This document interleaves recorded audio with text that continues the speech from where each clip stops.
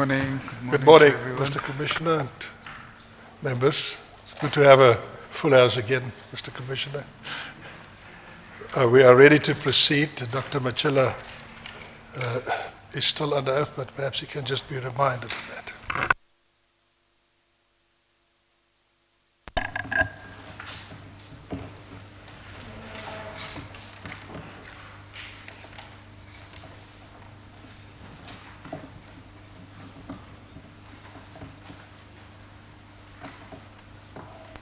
Where are we at? Para 5, 6, 7? We're on. Yes. Which is the old 566 in the statement? Yes, we are on page 193. Dr. Matjila, you're still under oath? Yes, Commissioner. Thank you. We are dealing with terms of reference 105, 1.5, 1.7, 1.8, and 1.9.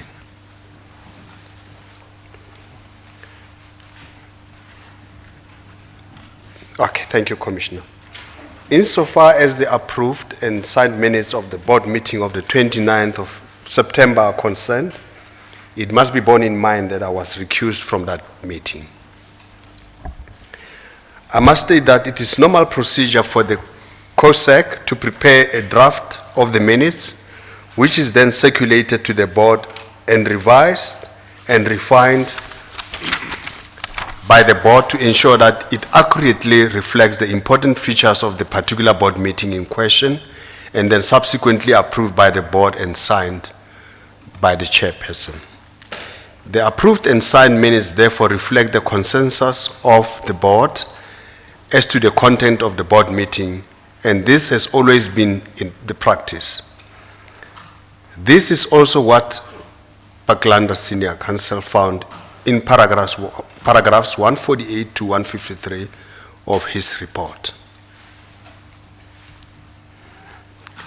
I know that Ms. Matjila was of the view in her testimony before this commission that, in her opinion, one of the effects of this editing of minutes down to the resolutions taken was that criticism by the board of the CEO's involvement in securing funding for Ms. Prettilow's company was effectively excised from the record, thereby sanitizing the minutes. Her opinion clearly shows her lack of understanding of the review and refinement process of draft board minutes. The mere fact that certain information contained in the draft was reviewed and ultimately not included in the approved and signed minutes does not mean that such information has been ignored or swept under the carpet, or that minute has been sanitized. It is incontrovertible that the allegation concerning MST and Prettilow were investigated by the board, which required both the CFO and I to respond to and we deal with those allegations, which we did in a comprehensive fashion. Ms. Matjila is among the employees that are appointed into my new executive team from 2015. I appointed her as a company secretary. I was very excited to appoint a very qualified and experienced female company secretary into the PIC, even though I was concerned about her links to South African Express Airways and the fact that she has been there for a short period. In fact, her CV shows that she has changed jobs frequently in her career. I decided to take a chance. I was concerned when the then chairman of the PIC, Mr. Mcebisi Jonas, told me that Ms. Matjila is trying to arrange private meetings with him without my knowledge, and he refused. This is her modus operandi, as she was able to do the same with Dr. Mkwanazi and Mr. Sfiso Butelezi. She worked very closely with them. Meetings were held without my knowledge. The confidential information concerning the discussions of the board meeting of the 29th March 2017 about the Minister of Finance, Mr. Pravin Gordhan's requested amendment to the MOI were leaked to the media without the requisite authority, and also not within the confines of the Protected Disclosure Act. In the disciplinary hearing of Ms. V. Menya and Mr. S. Maisela, their attorneys, Mabuza attorneys, presented as evidence in defense of their disciplinary, of the two sets of PIC board minutes relating to the special board meeting of the 15th of September 2017. Let me repeat that, Commissioner. I don't think I was clear there. In the disciplinary hearing of Mr. V. Menya and Mr. S. Maisela, their attorneys, Mabuza attorneys, presented as evidence in defense of their disciplinary two sets of PIC board minutes relating to the special board meeting of the 15th of September. A draft, unsigned copy, and board-approved minutes signed by the chairman, Mr. Sfiso Buthelezi. I was concerned as to how the board's confidential information find its way into a disciplinary hearing without specific request from the attorney's consent to HR for this documentation. The disclosure of this set of minutes to Ms. Menya, Maisela, and their legal representative, Mr. Mabuza, was done without the requisite authority and also not within the confines of the Protected Disclosure Act. From there, the two sets of minutes were disclosed to further third parties as they found their way as annexures to Mr. Holomesa's application to court for my suspension. I called the company secretary to explain how PIC board minutes found themselves in a disciplinary hearing and a court application. She told me that she has no knowledge how these documents were accessed by external parties. I instructed the executive head of HR to investigate. Ms. Matjila was placed on precautionary suspension. Immediately, her laptop was taken by forensic investigators for imaging. A few days later, South African Police Services arrived at the PIC with a search and seizure warrant to confiscate Ms. Matjila's laptop. Fortunately, our investigator had already copied the data.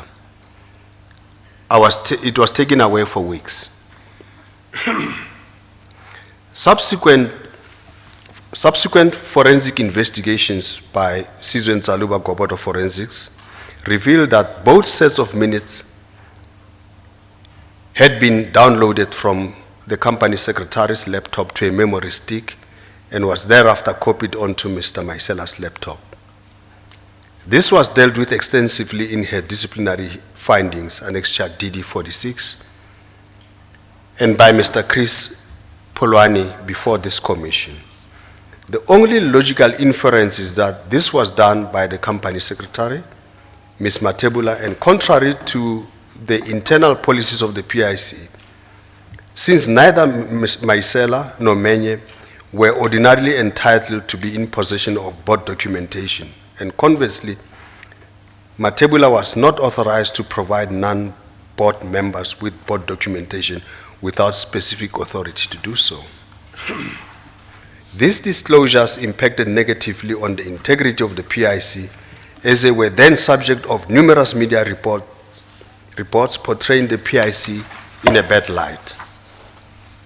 As a result of a disciplinary inquiry conducted by an independent chairperson, Ms. Matjila was charged with and found guilty of distributing and/or copying confidential PIC information, which it was found she had disclosed such to third parties without the requisite authority and not in accordance with the Protected Disclosures Act. The appropriate sanction recommended by the independent chairperson was her dismissal. However, despite the finding as to her guilt and the dismissal recommendation, she was instead reinstated back into her position as company secretary. These events occurred after I had left the PIC, and I'm giving to understand that the chairman, Mr. Mondli Gungubelo, who, it will be recalled, had previously pressured me to suspend or postpone her disciplinary inquiry, used his casting vote to secure her reinstatement. How her reinstatement could possibly be justified is beyond me. Furthermore, as a result of a disciplinary inquiry conducted by an independent chairperson, Advocate N.A. Kasim, Senior Counsel, Mr. Maisela was also charged with and found guilty of distributing and or copying confidential PIC information, which it was found he had disclosed to third parties without the requisite authority and not in accordance with the Protected Disclosures Act. The appropriate sanction recommended by the independent chairperson was his dismissal, and he was indeed dismissed in accordance with that recommendation. Ms. V. Menya, she joined the PIC in November 2016 from the Road Accident Fund, replacing Mr. Luanda Ntuane. I was very excited by this appointment, although again I had some reservations with the performance of Road Accident Fund itself. Nonetheless, I was excited to appoint a female to lead the IT department. I was surprised when she stated in her qualifications to the commission that she was still studying for an MBA, as she gave me an impression in the interview with her at the PIC that she was very close to completing the degree. I soon realized shortly into her job that Ms. Menya is not so reliable. Just shortly after the PIC moved offices from Riverwalk to mainland Maine, I learned from the CFO that there was an IT crisis that affected PIC servers. This crisis resulted in the PIC server environment being rebuilt without the involvement of either risk or internal audit. When I eventually confronted Ms. Menya, she told me that there was a power surge and the PIC uninterrupted power supply system failed to kick in and thus destroying all servers. On about 6 July 2017, Ms. Menya and some of her team spent the whole night rebuilding the servers without any supervision and without the knowledge of the executive. No one knows what was done to the servers and how they were configured. Shortly thereafter, the second James Nugi email arrived on the 5th of September 2017, attaching a confidential PIC memorandum dealing with MST application for funding, which had served before Portfolio Management Committee. This confidential memorandum would have been stored on the PIC server and could only have been accessed by a PIC employee. Plainly, it was disclosed to a third party, James Nugu, without the requisite authority to do so and not in accordance with the Protected Disclosures Act. On 13 September, there was another James Nugu style email, this time from Leitlo La Leitlo, which contains certain confidential information about salary adjustment for the PIC ExCo members. Once again, this confidential information would have been stored on the PIC server as part of the Human Resources and Remuneration Committee's documentation, as well as part of the board documentation. The board having approved the adjustments which were recorded in a board minute and could only have been accessed by a PIC employee. Plainly, it was also disclosed to a third party, Leitlo La Leitlo, without the requisite authority and not in accordance with the Protected Disclosures Act. I had scheduled a meeting with BCX at the office of the PIC on the 18th of September 2017 in order to brief them on the scope of work to be performed by them. On the 18th of September, Ian Russell, the CEO of BCX, confirmed the meeting by means of an email addressed to me on behalf of the PIC. A copy of this email is attached and marked DD 75. Furthermore, on the 19th of September, I had briefed the PIC ExCo on my intention to use an IT company to protect PIC confidential information and to find the source of leaks of such information to third parties. Lastly, on 20th September, another email from James Nugu was received, this time containing a reference to my, I quote, discussions with CEO of a well-known IT company, which I assume is BCX, in order to hack into laptops, iPads, and cell phones of various PIC employees. Of course, my intention regarding the employment of BCX has been deliberately misrepresented by James Nogu. But the content of the email arose from my attempts, which I have detailed above, to protect PIC confidential information and discover the source of leaks of such information. Of course, the fact of my meeting with, amongst others, the CEO of BCX and their intended mandate was information confidential to the PIC and which was stored on the PIC server. In the case of Russell's email dated 18 September to me, and which was within the knowledge of ExCom members, insofar as my briefing to them was concerned. Plainly, a PIC employee accessed the 18th of September 2017 email from Russell to me and disclosed it to a third party, James Nogu, and or one of the ExCom members disclosed his or her knowledge of the briefing to this third party. Both actions without the requisite authority and not in accordance with the Protected Disclosures Act. Since no one at the PIC has ever claimed to have accessed or disclosed the confidential information referred to above with the requisite authority, it can safely be assumed that the access and disclosure of this confidential information was contrary to internal PIC policies. I don't believe Ms. Menya understands the role of the key individual in terms of FICE Act. By giving super admin rights to a junior staff member such as Mr. S. Matjila, she exposed the PIC to serious risk. Mr. Matjila has admitted in his statement to this commission that he used the keys to heaven to spy on me and pass confidential information to South African police services, which is a clear contravention of FICE Act. At the very best, she was obliged to tell me, or even if not me, her direct line manager, the CFO, of his bestowal with the keys to heaven.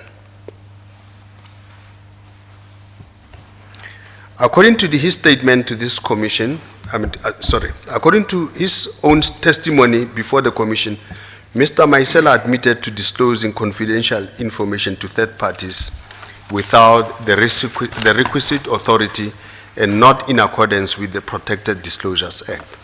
Much of the confidential information provided by him also ended up in the hands of the media. For example, Lancaster and IO documentation. The above all goes to show that plainly the PIC did not have adequate measures in place to ensure that confidential information was not so disclosed. When I demanded to know who else was given keys to heaven and the passwords of key applications within the PIC, I was exercising my authority to secure the PIC environment as expected of a key individual. I never said to her I own the PIC. This is a statement she made to cause sensation calculated to discredit me and damage my reputation. I treat all my colleagues with respect, even when I'm extremely angry. Dr. Matjila, if I can just pause there. But I don't have any further questions, Commissioners, on this section of the evidence. Mr. Lubbe? Mr. Commissioner, I have a couple of questions. Dr. Matjila, in your statement you referred to, in paragraph 580, on or about 6 July 2017, Ms. Menya and some of her team spent the whole night rebuilding the service without any supervision and without the knowledge of the executives. No one knows what was done to the service and how they were configured. Would you agree it's a clear implication of Mrs. Menya being engaged with some unauthorized type of behavior? Yes, I would definitely agree with that, Commissioner. Now, Mrs. Menya sent me, she's very upset about this testimony of yours. And she sent me proof that on the 6th of November, on the 6th of, sorry, that, first of all, on the 6th of June, 2070, she was with you attending international investment course at Fordham with Dion, Bota, Buyani, Haku, Lufuno, Fidelis and Mongani. Is that correct? Yes. She has also provided me... Apologies, Commissioner. What is the date again? June, not July, June. June, yes. Probably, yeah. And then she has also provided me with emails. I can just find it.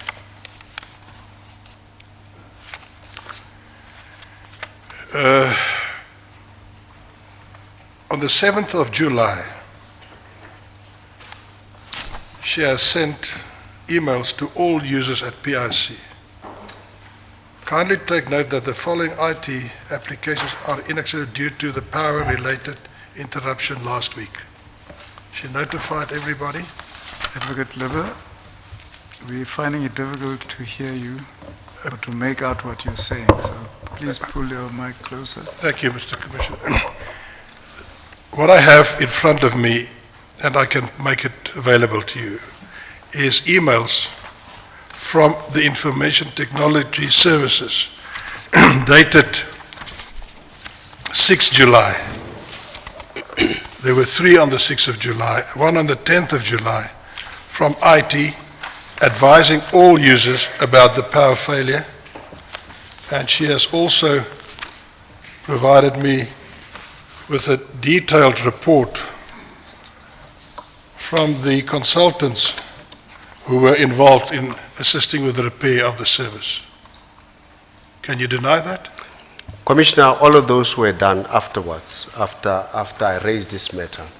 I think what we are saying here is that the whole rebuilding of the server was not supervised. You can check with risk, you can check with internal audit. They were not part of the process of rebuilding. The other reports we actually had to force her to commission so we can understand what happened. Was it really a power surge or what is it? But what we don't know is what's the nature of the work that was done on the server or in rebuilding this server environment of the PIC.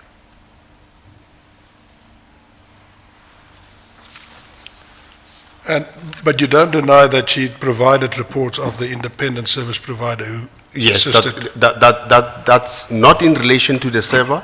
This is in relation to the power surge, because that's what they were saying. There was a power surge. That was done, Commissioners. Okay. The second issue... Sorry, Advocate Libber, before you move on from that, I'm just a little unclear.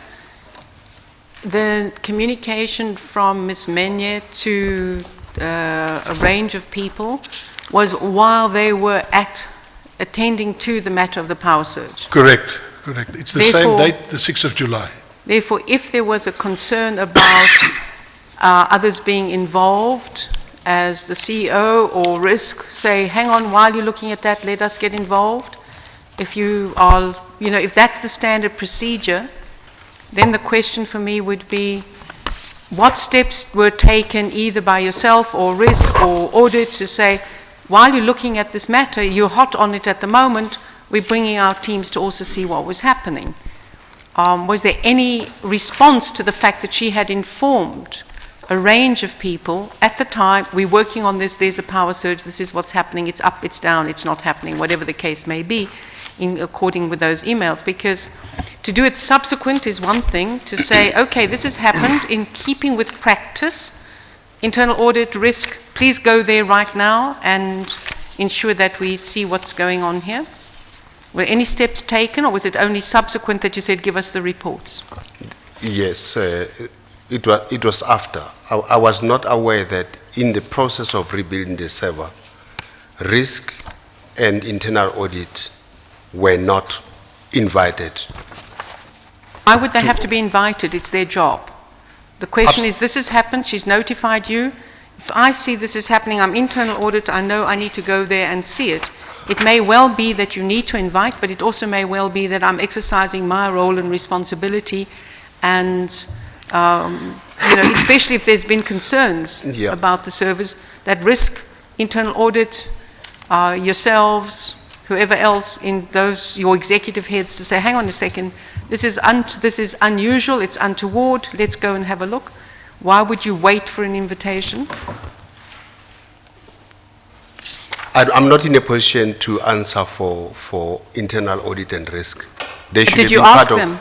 They should have been part of the process. Sure, but did you ask them why you guys didn't go and proactively make your presence felt? You're the CEO, or It's the amazing CFO, because one none of you to say, hang it's- on a second, this it's- is, practice should be that you guys are present. Yeah, all of them say they were not invited. They didn't know what was going.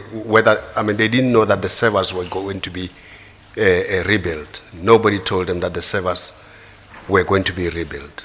So they just thought this is a power surge. It can be handled in the normal course of business. But they only discovered afterwards that actually the servers were rebuilt for the entire night. We understand. And then did they go as risk, etc., to say, take us through what you rebuilt, They what have- was wrong? And They that have was done- the report that you then got. Yeah, I understand they have done so. So therefore, the question I'm raising, because the way you've presented it is there was malafides by excluding them. If I was IT, my job is to get it up and running as quickly as possible. I'm going to see what happened. It's a power surge. It might need something else. It's all happening at the same time. And if I understand you correctly, Advocate Libber, there were a series of communication. It wasn't just, oh, this has happened. It was a series of communication noting where things were at. Yeah, perhaps if I can assist, let me read it into the record. On Thursday, the 6th of July, 6th of July at 9:49, an email to all users at PIC. Colleagues, kindly note that we are currently experiencing challenges with critical business applications due to overnight power interruptions. The IT team is currently restoring the IT services. The IT department will inform you upon resolution of this case. Then, on the same day, at 18:05, dear colleagues, kindly note that we are still experiencing challenges with critical business applications due to overnight power interruption. The IT team is currently working towards the resolution of the impacted IT services. Will inform you upon resolution of this matter. And on the next day, 10 to 12, kindly note that the critical business applications which were rendered inaccessible due to power interruptions are now accessible. The IT team will continue to monitor and ensure stabilization of the impacted business applications. Those were the 3 emails sent to all users at PIC by the IT department. Thank you.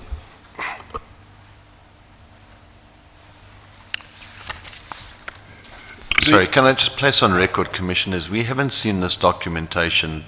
Dr. Matjila hasn't seen this documentation. Perhaps he would be in a better position to answer these questions if he had seen this documentation. It is available. I'll make it available to Dr. Matjila, Mr. Commissioner. I suppose Mr. Roelofse would prefer them to be before Dr. Matjila as he's asked the questions. Yes, no, I accept it and I apologize for that. I only received it this morning in preparation of this evidence of Dr. Matjila. But we can perhaps deal with it later then. The other issue... But I think to make it clear that in informing staff in this manner, it's normal. If systems go down, they will send out emails to say, we are experiencing this and that, But the issue of rebuilding server is different. That's significant. And it has to be handled differently. Because then the whole organization will come to a standstill. There's no work, done. And then risk and other executive will have to get involved in the normal, as a normal process of dealing with matters like this.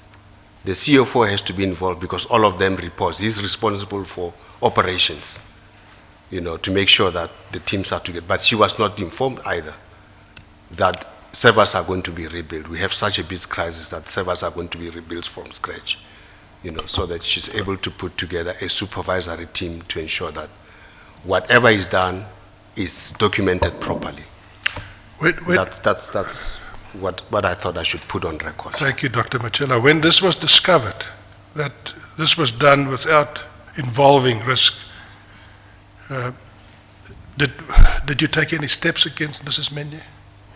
No, we didn't take any steps, but we asked for proper explanation as to what changes have been made on the server. And that was supplied? That was not supplied. That was not I still don't know up to this moment what was done on the servers. Okay. Sorry, just before we move off on that, because again, Dr. Matjila, it's a question that says, are you passive or active in the role?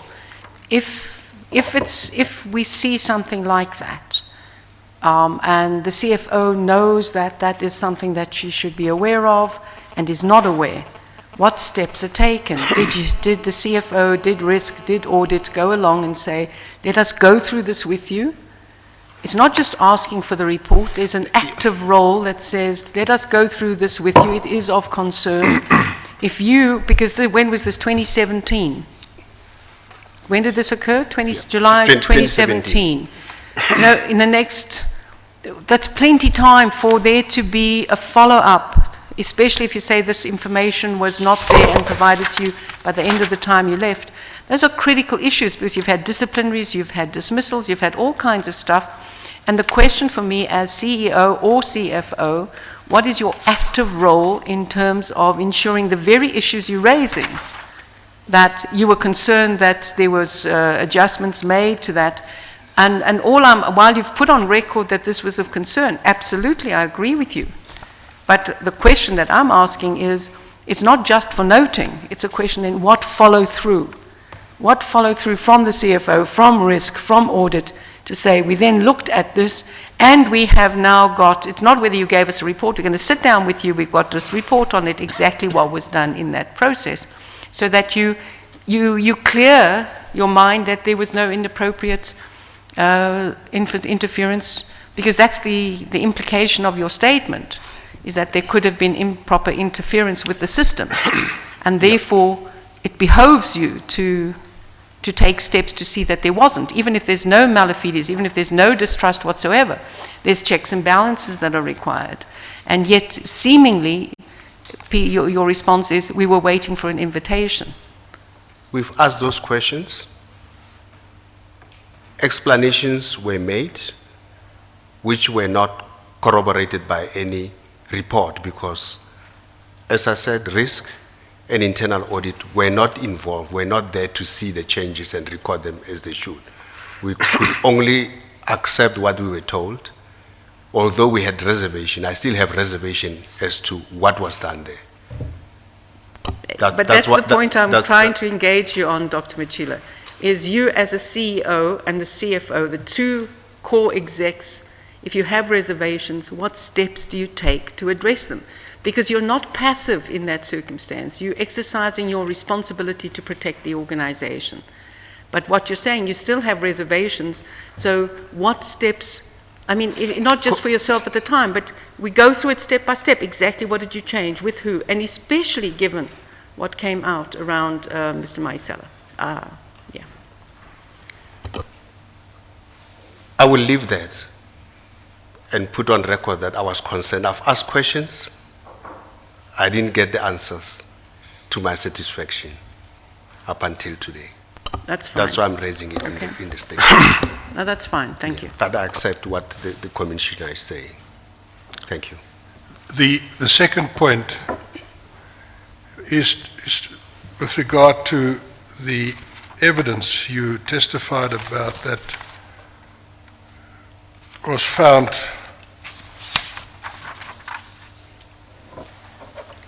the minutes that was part of the brief of the lawyers Mabuza appearing for Mayesela and Menya at their disciplinary hearings. Just to get it clear and on record, no hearing started with Mrs. Menya. There was no evidence led in a disciplinary matter. Is that correct? I was not part of the process. All I know is that there was a disciplinary hearing where they were involved. Well, her evidence was that the hearing never started, and that she was told by the chairperson that the PIC don't want you and you must look at a settlement. And that's on that basis then that she entered into a settlement agreement with the PIC. Commissioner, I don't know that detail. Chris Polwane was here. I think he must have explained what happened at that disciplinary hearing. I'm not in a position to dispute, nor to agree with the evidence leader on this point in particular. The point she's making, and she sent me text messages to clear it up, is that the minutes that you referred to were not part of any evidence in her disciplinary hearing because the hearing never started. Commissioner, I think Chris Polwane will be in a strong position to deal with that. Right. Yeah. The third and But last... what I'm saying here, Commissioner, is that those minutes were found in the with the attorneys of the two employees. How did you get to know that? I was told that the minutes were found in the bundle of. By whom? Told by Mr. Polwane. Mr. Polwane. Sorry, can I just ask in relation to that, did you not have to approve the settlement of over 7.5 million rand? Was it not brought to your attention that this was the amount of the settlement? It was brought to my attention. And you approved it? Yes, we did approve it on advice that it's the best. It's been negotiated, although I had reservations, but we approved it. Dr. Matjila, it happened now after your departure, but are you aware of the fact that the board has now taken the view that Polwane was not properly authorized by you to sign the settlement on behalf of the PIC because you didn't authorize him in writing to sign the agreement? Do you know about that? I've heard about it. I have not seen nobody has communicated with me formally on this matter. And did you also hear that the board took a resolution to reinstate Mrs. Menya? I heard about it again. There's no communication that came my way. These are all things that I hear.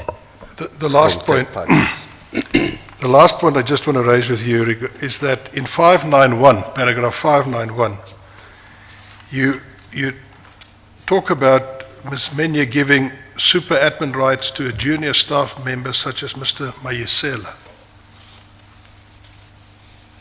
My instructions and information are that Mr. Mayesela was never a junior staff member, and I've requested his role description and task assignment at the PIC, and it says... Can I deal with that quickly? Sure. This is not in the context of the position that you hold, but it's... Okay, Commissioner. The point I'm making is that he was appointed as the senior manager, information security, risk management, and IT governance. And the first KPI of his job description is, and the purpose of his role, is responsible for the development and implementation of PIC information security and IT risk management strategy in line with PIC business strategy. The point I'm just raising with you, in the IT department, he was second in charge. Is that not correct? That's correct. But in this context, he's junior to the executive. Thank you, Mr. Commissioner. I have no further questions.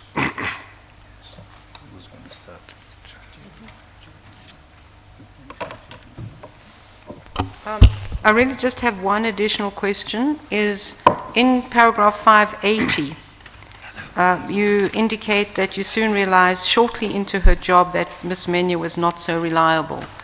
What steps did you take in relation to that?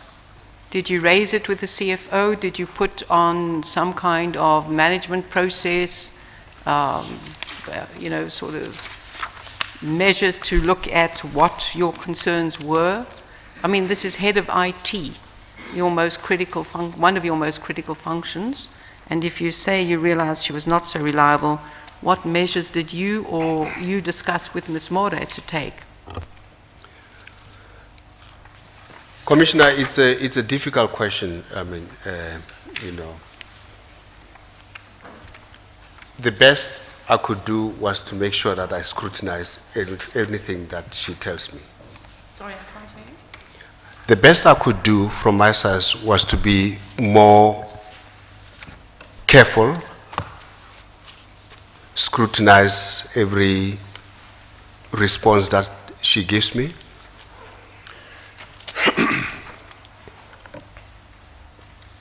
Did you discuss it with Ms. Mordor? IT was reporting to Ms. Mordor? I think we did discuss several times. And did she take any steps as a reporting entity to her to give you assurance that measures were being taken? And was Ms. Menya on a probation period in which you could say we would assess it in 6 months, see what's happening? She was on probation, but as I said, she reported to Ms. More. But if you had concerns shortly after she started and this whole incident occurred in July, so that's roughly 6 months. So by the time July would have come, her probation would have been over. Were there any concerns expressed to her formally as required at the end of a probation period to confirm her appointment or otherwise? I don't remember that being done. Thank you. Just a couple of questions here. Just in terms of there was a big issue about, is the PIC board a management board versus a supervisory board, And so I just want to understand something here. Can the PIC board sort of suspend or fire people and reappoint them? We had the case of, say, Fidelis Madavo and Victor Siani, and then the other side is Ms. Matjila and Ms. Menya. So what kind of a board is the PIC board? Am I clear about that can they hire and fire people, or is that the CEO's role? The MOI, it's just that I don't know which one I will be referring to, because we seem to have a crisis of an MOI here. But the MOI is clear that the board appoints the CEO in consultation with the minister. I think that's how it's of the delegation of authority that deals with disciplinary hearings as well as dismissals, of which my understanding is that most of the power for anyone below the CEO rests with the CEO and not necessarily the board. I think we can look at the delegation authority at some point just to see what it says about those. Because my belief is that the CEO has to be the one initiating any disciplinary process and finally, recommending to the board on dismissals and those kind of things. Yeah. And not the other way around. Yes. Because the board doesn't run the business on a day-to-day. That's the CEO and executives that take responsibility for that. So they'll be in a better position to understand issues around employees, including executives for that matter. So are you saying then to hire the executives, the CEO must still consult the board, or even to fire them, the CEO must still consult the board? Is that what you're saying? That's how I have operated on any matter that involves executive and senior members. I would consult with the board on such matters. Yes, but what do you mean consult? I mean, do you mean that the board can veto this, or the power stays with you, or it stays with the board? I mean, in my experience, all the advice or decisions that I've taken, you know, the board has always supported. The board has always supported on the basis of reasons and context that I give to a particular issue. You know. I'm not. So in short, we've never fired somebody without process. In other words, if you look at all these cases here, there's been a disciplinary process and a recommendation from an independent chairperson that says, you know, we recommend this, and that decision rests with the CEO if it's executives. But the CEO has to, out of courtesy, inform the board that there is this recommendation and agree with it. I think we need to terminate, you know, employment of so-and-so. Yeah. That's how we have operated in this matter. Okay. There's never been a situation where I had to fire someone without a process. Okay, all right, thanks. Next one is, you say that Ms. Kimatebola, she sort of had secret meetings with Mr. Buthelezi and Mr. Buthelezi and who? Kwanazi. And Mkwanazi, Yeah. Dr. Mkwanazi. I mean, wouldn't, as a company secretary, I mean, wouldn't she actually be meeting the chairperson or deputy chairperson? I mean, can't she do that? She can do that, but I would expect the CEO to be informed of the nature of the meetings. Because at the end of the day, any agenda or whatever issues that have been raised, the CEO has to okay. You know, it can't be a discussion between the chairman and the company secretary, only without the executive in setting meetings and agenda and those kind of things. Yeah. Okay, so are you saying that the CEO must know Yes. the interactions? Yes. All right. And then just in terms of Maisela, Mr. Maisela, I mean, he was at the PIC for 3 months before this James Nogu thing happened. According to you, I mean, what could have caused such a collision, you know, between the two parties or two factions and all that? I mean, he was there for 3 months. You know, what triggered these issues? What could have been? I mean, I think he was still getting to know the company and the people and all that. You know? I think he was less than a week when the first James Nogu email on the 6th started. There was a James Nogu on the 30th, if you recall, to Roy, and then the 6th, there was now this PIC CEO fund's girlfriend email, you know. So the James Nogu started very early after Mr. Maisela joined the PIC.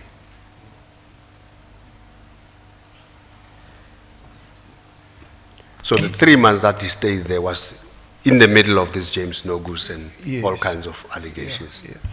But what could have triggered, I mean, when he was here, he said he was fighting corruption, fighting these issues, but I mean, he was there for a week when this thing broke down.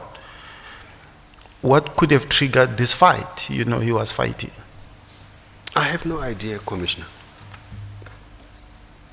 I have no idea. I don't have answers. I can't help you with this one, unfortunately. All right. Okay.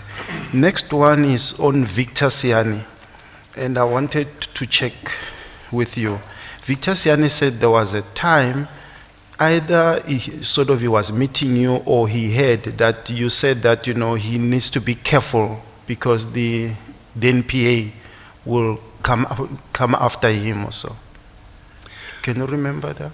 I remember quite well. He came to my office saying that he's received a call from someone. I think he mistook the public protector for NPA. It was the public protector's office that called him. I think it's the office of the deputy public protector that called him. And he raised this matter with me. And I said to him, well, it's the public protector's office. Let's hear what they want. And we need to cooperate, as they have asked quite a number of questions from the PIC, in the past. Yeah. Oh, so I see. it's in So that it was context. It was not the. It was not the the NPA. NPA. It was the public protector's office. Okay. Yeah. All right. And then the next one is on, like when you, people like Ms. Menya, Matjila, Myself, and the others, they came to the commission and say the investigations and the disciplinaries cost them a lot of money.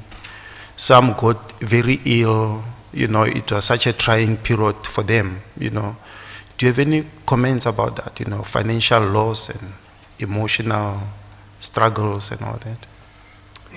Look, It was a traumatic, and they mentioned that the PIC, what it could do is that it's just got the money to pay the lawyers, and it was just draining them. Commissioner, if we were able to avoid this sort of things from happening, it's unhealthy. Everyone suffers in this kind of process. We are now in the inquiry here, also being subjected to the same kind of, process, which is uncomfortable, very expensive in many ways, but unfortunately, if there is an issue, a big issue, it can be dealt with differently other than the process that is, that we had to go through.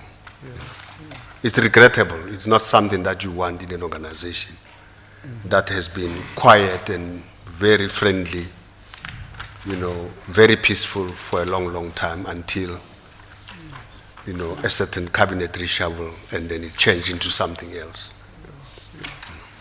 All right.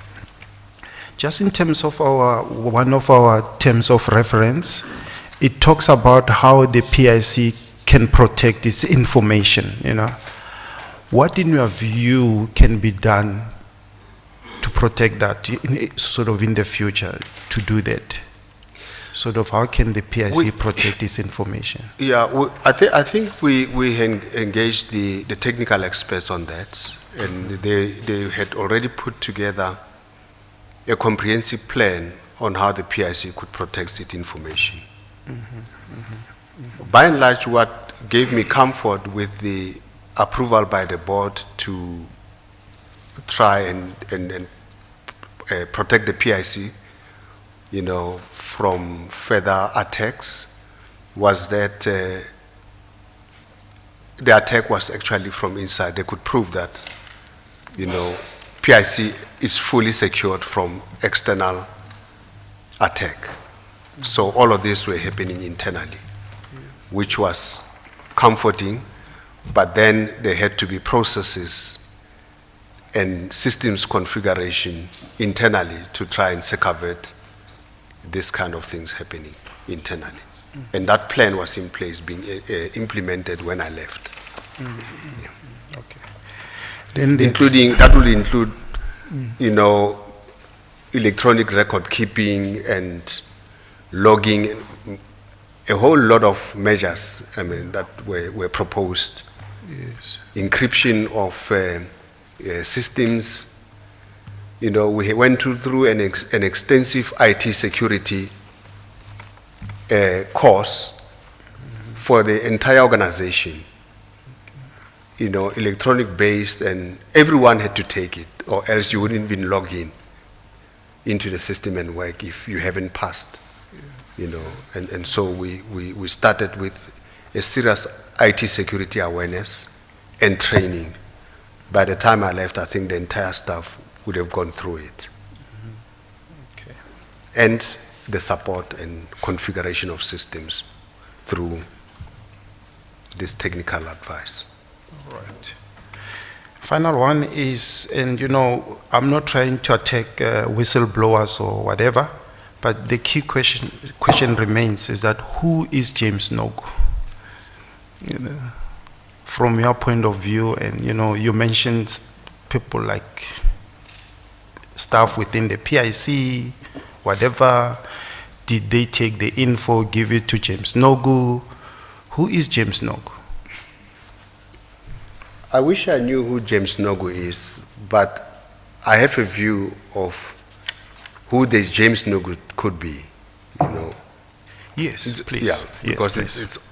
it's almost like there's a person that information is fed to, and then they write these stories because they have probably a nice secure platform to be able to discharge all this information to everyone, including using social media now lately. I mean, there's a one called The Observer 101, which I think is now the James Nogu in social media, who's also doing the same thing. So, you know, looking at some of the statements that were made to this commission and contrasting that against allegations about James Nogu, I tend to feel that James Nogu's, you know, allegations are supported by certain individuals, you know, and packaged by James Nogu because he's got this technical expertise to do that, and then channel it to the public in the manner that they did, and then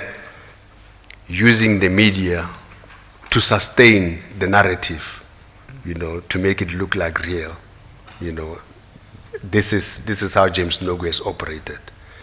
So I've a strong feeling that there are a number of individuals that appeared here in this commission that have supported the strategy of James Nogu. And James Nogu providing the technical platform and the know-how to disseminate information to public. I was hoping that the investigation of the commission, one day they will say, Eureka, we found James. Yeah, okay. But the problem with James is that if this is how James is going to disorganize organizations, it's going to be problematic, you know. And the commission will have to find a way of dealing with James in a way that they can earn this credibility of being a whistleblower. Because at this stage, I don't see a whistleblower necessarily, somebody that's damaging people's reputation and so on. And by the time you clean, you'd have done quite a bit of work and lost a lot of money to clean up.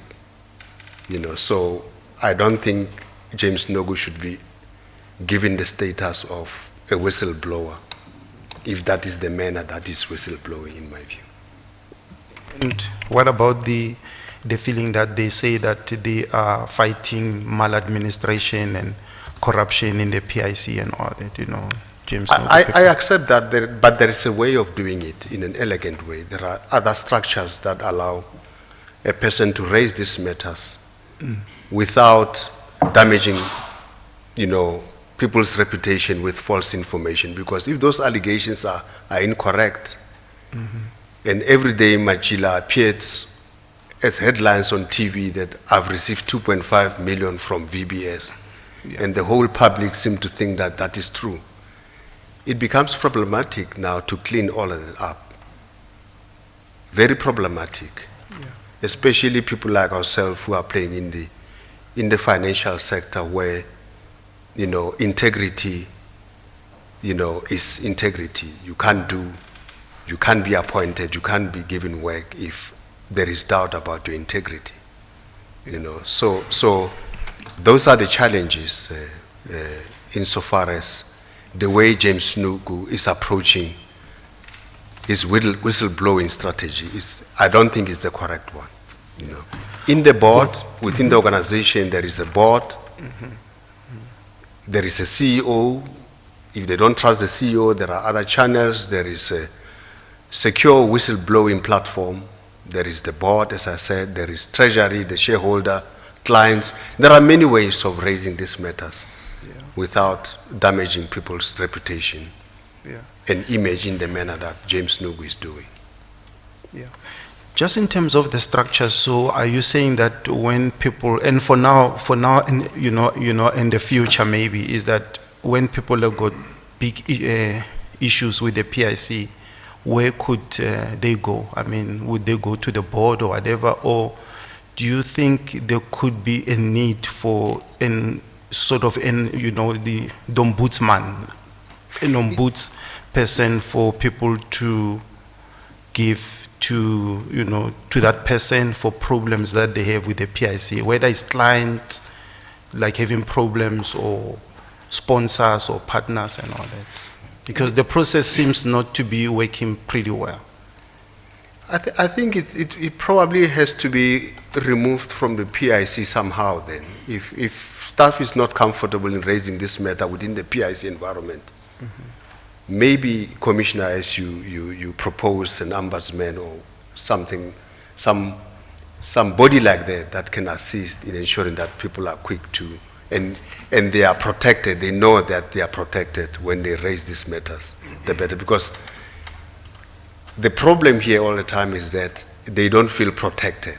They don't trust the whistleblowing platform at the PIC. Yes. Some of them said they don't even trust the board because they believe the board is divided, captured by that. then Matjila and so on. Yeah. Those are some of the things that were raised. I'm sure the PIC, somebody smart can come up with a solution to what's, handling of issues, whistleblowing in a much more elegant way to allow people to raise,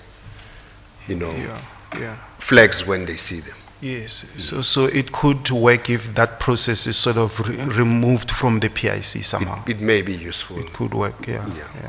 Because within the PIC, we've tried. I've tried many times. Suggestion box. We have a whistleblowing platform.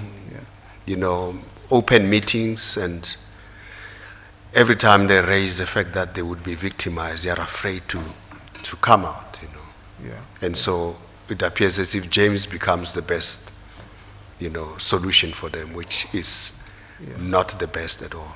All right, so then we need to find a way to channel James through some channels that they feel that they're secure and they can say whatever they want to say. Absolutely. Yeah. Absolutely. And also for people like Motau, who says that his 10% was taken by the PIC, for him actually to raise that issue through some channels. Absolutely. Because people don't know. Once the PIC is powerful, if it takes your 10%, allegedly taken your 10%, where do you go? Yeah, I think that will go a long way in dealing with most of the issues. All right. Okay, thank you. Thanks. Jack, can I just place one fact on record lest we forget these things? Dr. Matjila, is it correct the email started on the 31st of August 2017? That's the very first email we saw. And is it correct that Mayasela was appointed on the 1st of September 2017? That's correct. Thank you. That's correct. Can I just be reminded, Dr. Matjila, the whistleblowers platform or process, how does it work? Commissioner, if I may, there is an electronic platform which is secure, a hotline that staff can call and raise their issues directly. And this organization, independent of the PIC, will run the process of investigation, and the complaint from the service provider will then go to internal audit and risk. Depending on the nature of the matter, then it comes to me if internal audit and risk feel that I'm not implicated. Else, if I'm implicated, then it has to go straight to to the audit committee as well as the board. That's how it gets processed within the PIC. But is the identity of the whistleblower protected? It's protected. It's protected, Commissioner. When the person reports, let's say using the hotline, is there somebody on the other side who listens and asks, who are you? The service provider. Yes. The service provider would collect all the information, about the issue. And then once they have collected that, then they raise it with internal audit and risk. And if the matter were later to be referred to you, you would know who the person is? No, I wouldn't know who the person is, but I will know the matter. And then they have to do either an internal investigation, depending on the issue, the complexity of the issue, or a service provider will have to be appointed to conduct an investigation into the matter that's been raised. Yeah. Yes, okay, thank you. And some even go to the extent of going straight to the public protector when they don't find joy in the process internally. We've seen that happen. And Justice Mwepe, retired Judge Mwepe, or Judge President Mwepe, isn't he an ombudsman in the financial sector? Yes, I think, I'm not sure which portfolio he deals with. I think it's tax. I think it's the tax. Tax ombudsman. SARS. Yes, complaints with SARS. Commissioner. So there's no ombud in the financial sector specifically? Not as far as I know. There is a tax, pension fund adjudicator. Yes, there's that one. That's that one. Short-term insurance, there's one there. And long-term, yes. Yes, there are quite a number actually. But the asset management space, in other words, this is where we play. Yeah. It's only the FSB, I would say, or the Financial Sector Conduct Authority. There is no specialized body to deal with complaints and all that, if in that manner. Yes. Yeah. If I can just go back to what is paragraph 587, that still deals with James Nogu. The question of people saying that BCX was engaged in order to hack into laptops, iPads, and cell phones, etc. Is there any truth in that? Or could they tap into people's iPhones and iPads and computers? Not at all, Commissioner. Their brief was very limited. As I explained yesterday, we looked at areas of possible leakages of information, and they then were given superadmin rights to collect email correspondence in those areas for a limited period of time, and that was taken back, and then they were finished with their work. The scope never extended to any of these sorts of things. This was just an allegation, unfounded allegation. But why was it necessary to do that? Why was it necessary for the service provider to be given access to people's laptops? I mean, the aim, surely if I understood the position correctly, was to see how PIC information can be protected, as you say, confidential information in the last sentence of that paragraph. Why is it necessary to go into people's emails and to check their emails and so on? It was necessary to check if there's no leakage of information in those departments.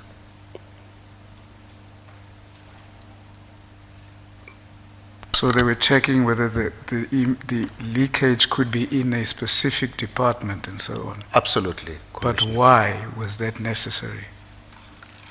I mean, surely if you want to protect the PIC's confidential information, you do that. Not checking first. I mean, to check which department is as much as saying check who it is, who is responsible for the leakage. You need to know where the leakage is so you can plug. If I can put it bluntly, Commissioner. First, the leakage has to be established as to where it is. Then you can put measures to protect the leakage once you know where it's coming from. Why don't you plug each and every department? It's going to be... Without wanting to find out from which department it comes. Commissioner, I'm not sure, but that would be quite an extensive exercise, I think, you know. But the advice that we got from the technical experts was that we need to, you know, identify certain areas where we need to start to find out where the leaks are.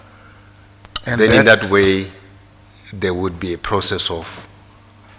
And that would require checking people's emails. Because that's the nature of the leak. Emails, you know, are a way of disseminating information. Well, are people then not justified to say they was being spied on? Commissioner? Are people not justified in saying we were being spied on if their laptops were accessed? Commissioner, I'm not sure. I mean, these laptops are not accessed in a secret manner. They know that they are under investigation, and we told them, albeit uncomfortable. Some of them accepted that it's a process that they need to go through, you know, which is not different from any investigation. Myself with Baklanda, I had to give them all my computer was imaged, and it's a process, unfortunately, that one has to be subjected to. Yes, but there you were being investigated in the Budlander matter. The investigations were in respect of you. Absolutely. And here, the investigation is not in respect of a particular employee. Commissioner, I mean, the process of investigating something, a leak, in the leakage of information in this instance, which of course I'm conducting on the basis of board's approval. They gave me a mandate to go and find out where the leakages are and deal with them. And the best way of dealing with it was to identify certain areas that we believe could be suspect in terms of leakages. You know, so that was the process. I know it's uncomfortable, and people will say that it's spying and call it all other names because, you know, they're probably angry and unhappy. But we have to accept that it's a process that we needed to go through, although painful.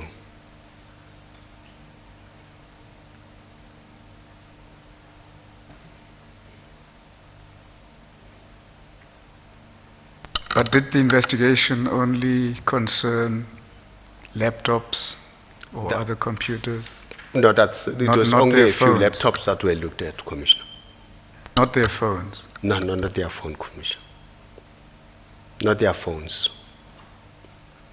I wouldn't criticize a person who says, somebody has accessed my computer, I'm being spied on. Yeah, somebody accessed your computer and they informed you that they are going to access your computer because there's an issue that needs to be investigated here. It's uncomfortable. I've experienced it as well. It's very uncomfortable, but it had to be done. If there was a better way of doing it, we would probably have chosen the best way of doing it without causing people this kind of treatment, which I don't condone at all. It's not something that I would go for as a first prize to deal with the matter. So it's regrettable, yes, thank you, Commissioner, that we had to go through this. Mr. Rolofsa, anything further? I've got a couple. Can I just go back a little bit on that, just in relation to this question?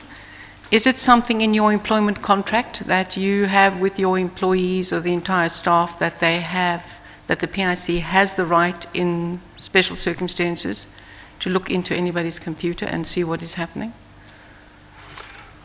Commissioner, I'll have to check that, but that's not something out of the ordinary that we're doing, in my view. What's not something out of the ordinary? Investigation takes many forms. Sure, You but the know, question so- is in the employment contract that a person gives you the right as part of their employment that should there be any concerns or misdemeanors or investigations that they, because they're doing the work for the organization, that it's part of the employment contract that Yeah. you Yeah. have in those circumstances fully disclosed that you have the right of access into that personal, in the same way as we say if you're working, you don't do personal work on your work computer. We never ask for their personal computers or No, their, I'm not or their asking personal that. I'm phones saying- or their personal. I'm getting to that. Or any personal information that they had. We only took PIC property, which they use on a daily basis to conduct their business. That is PIC property, and it can be taken anytime for whatever purpose the employer would want to use it for. But that's why I'm asking whether that is made clear in the employment contract or not. That is a right of the organization. I'll have to check the contract, You're but not I would sure? have thought that the contract would say that property of the PIC remain property of the PIC. And you have access to that. Employees are just providing a service. They must work with the understanding that they don't own anything that the PIC has provided them with to conduct their business. No, I appreciate that. I'm raising it because if this is a board-approved investigation, as you've indicated, this matter should have come before the board as part of its approval, that this is the PIC's exercising its agreed rights, and that there's no uncertainty about any staff member that you have that right. Was that tabled at the board about the right, or was it simply given as if it was a board authority to do it? That was a board authority. A board to say authority. do whatever you can to deal with this matter. I think Okay. that was how it was captured in the minutes of the board. Then just one other question would be, in terms of the whistleblower reports, Mr. Magula said you'd asked for all reports to be sent to you, irrespective, including the ones that involved yourself. That internal audit should provide all of those reports to you. Is that correct? I've asked for all the reports, and the reason why I've asked for all the reports is because I was concerned that there are certain matters that are not brought to my attention. And some of the issues were raised in this commission, you know, which were not brought into my attention. And it was just to satisfy myself that all matters have been reported, or all matters that have been reported by the whistleblower are being attended to. Thank you.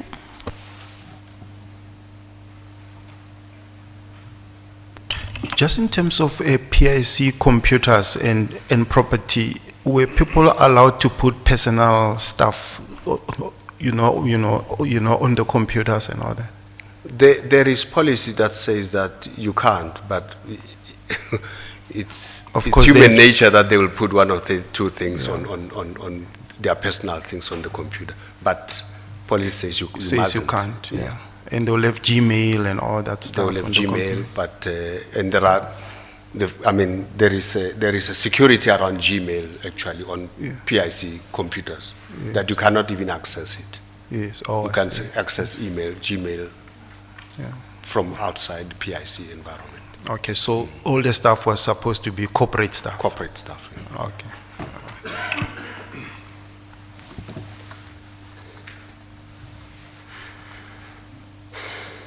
Of course, even if it's all corporate stuff, I mean, an employee will say, they're checking upon me if I'm doing my work, they're spying on me. Anyway, we can leave it there. If there's nothing else, we can continue with the next lot. Mr. Commissioner, I do have one or two questions. The first is related to the appointment of personnel. I've been studying the Memorandum of Incorporation, with the only signed one that we have, DD 77, and in paragraph 7.1.2 12 thereof, it provides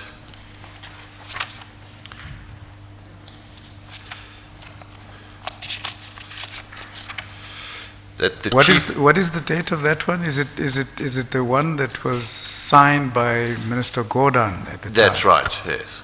2017 one. That's right.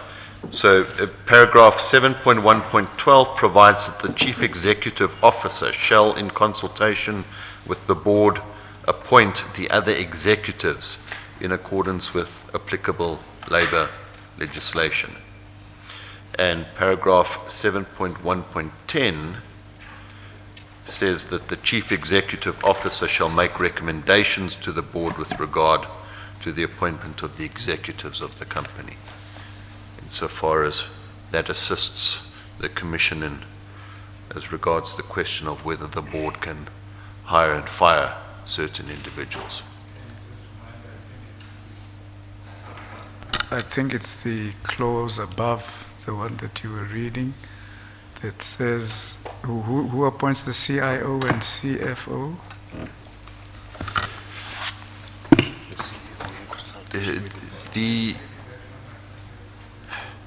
I That don't one think might- that this one has the CIO because Yeah, that one was won't have the amended. CIO.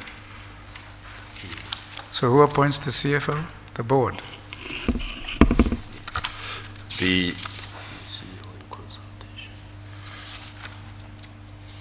if you just give me a moment. I think in the old one it was 7 point something point 11. I think 7 to 11 or something. The board shall, 7.1.4, the board shall conduct the recruitment and selection process of the Chief Executive Officer in accordance with the guidelines issued by the Minister, and in addition to being employed by the company as its Chief Executive Officer, the Chief Executive Officer shall be an ex officio Executive Director of the board referred to in clause 7.1.12. And 7.1.5, below that says the Chief Executive Officer shall be responsible for the day-to-day functions of the company and shall be obliged to comply with any instructions issued by the board and any directives issued by the Minister to the board, provided that the board remains accountable for the purposes of the PFMA.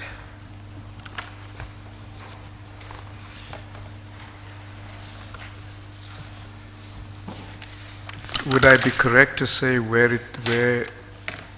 someone is recommended, the appointment of someone is recommended to the board is not obliged to accept that recommendation?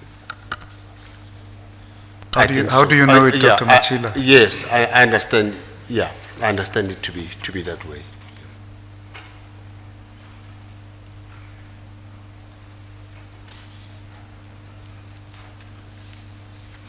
Yes, 7.1.12 makes it clear that the executive officer shall, in consultation with the board, appoint the other executives. Then, Sorry, I just want to try and understand that if you appoint in consultation with the board as the Chief Executive Officer, if you are removing somebody who is below the CEO or the CFO, the board would not then be able to act unilaterally. It should not be able to act. It should be then, if it has a recommendation, it's got to have a recommendation to the management team, the CEO, the CFO as the two executives to say, we expect you to deal with this, not to go and fire them themselves. that That would be my reading of what you're saying. Understanding. Correct? absolutely. I understand it. Thank you.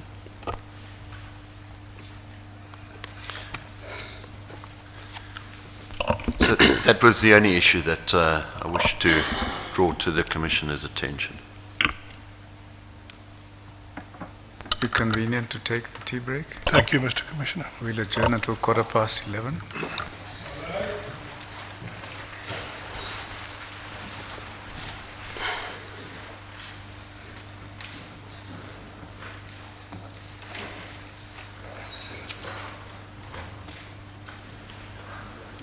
Okay. Is it the usual order? Cappuccino. Thank you.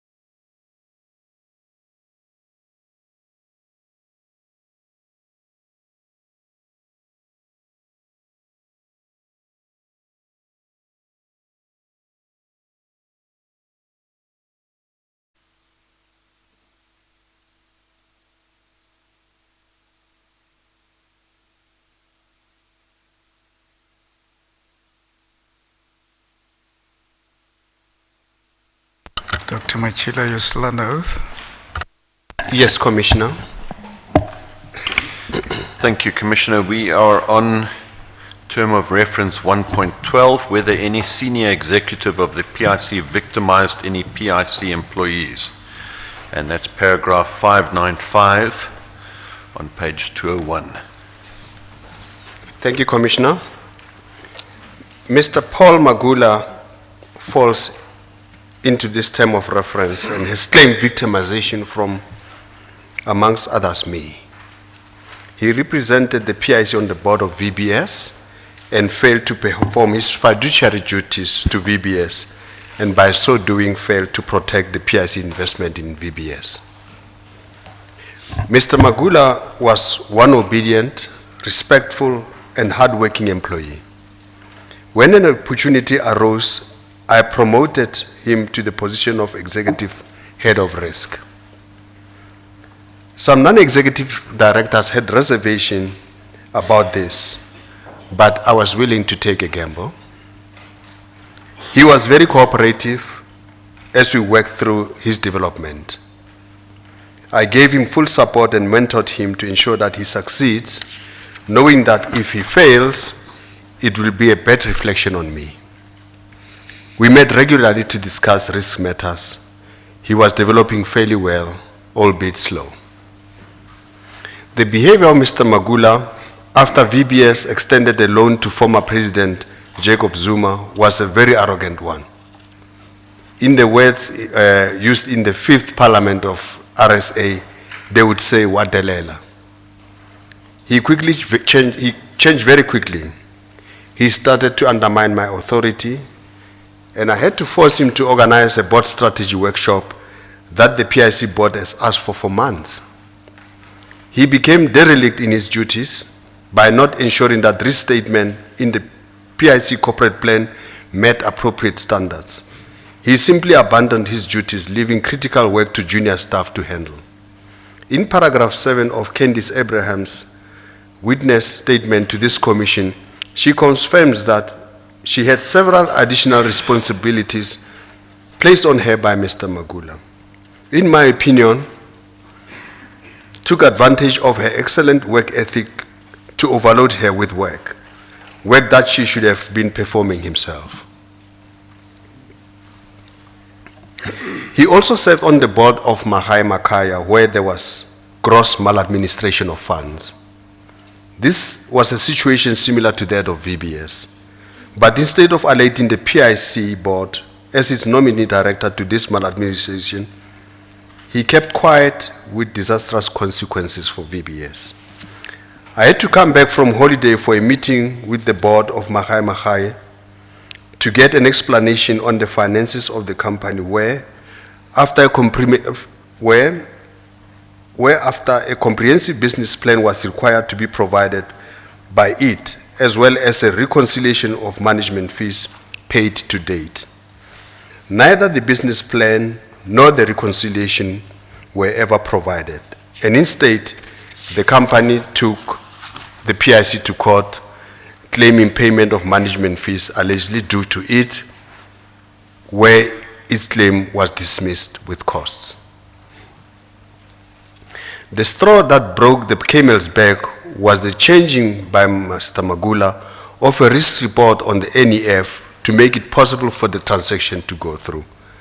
I've dealt with this incident earlier. His relationship with Mr. Malauzi was a serious concern for me. The media has revealed that he has benefited from this relationship with Mr. Malauzi. His relationship with some journalists involved in weekly expose and AAN7 caused me grave concern. This was compounded by the leaking of transactions that he had worked on, including the risk report on Steinhoff. I learned from a prominent politician that Mr. Magula was tipped to take over from me once I get fired from the PIC. This, I believe, was in return for facilitating approval for a housing loan for the former state president. This clearly explains his behavior at the Fordham University training in mid-June 2017, where he was behaving like the CEO of the PIC as per verbal reports from other executives who attended this training with him. The following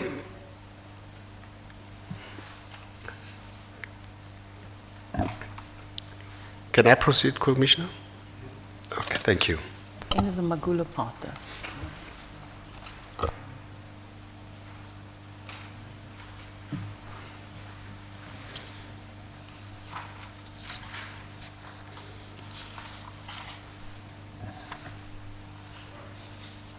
Why don't we carry on until, Okay. until 6:16? Thank you, Commissioner. The following claimed victimization or being sidelined: Ms. Nonza Mopeche, Ms. Petro Decker, Mr. Luanda Ntuane, and Ms. Pamela Pala, Mr. Sibia. Mr. Chris Purwani has dealt with these persons extensively. I must point out that Ms. Decker was an extremely dedicated workaholic. The changes in the organizational structure seem to have not gone well with her. Reporting to the CFO might have had a negative impact on her performance. It was sad to lose her. I hold Mr. Ntuani in high regard. When he reported to me, our relationship was a healthy one. We dealt with any of our differences professionally. Again, it is clear that his relationship with the CFO post-restructuring was not a good one. Mr. Ntuane left because of a disciplinary issue.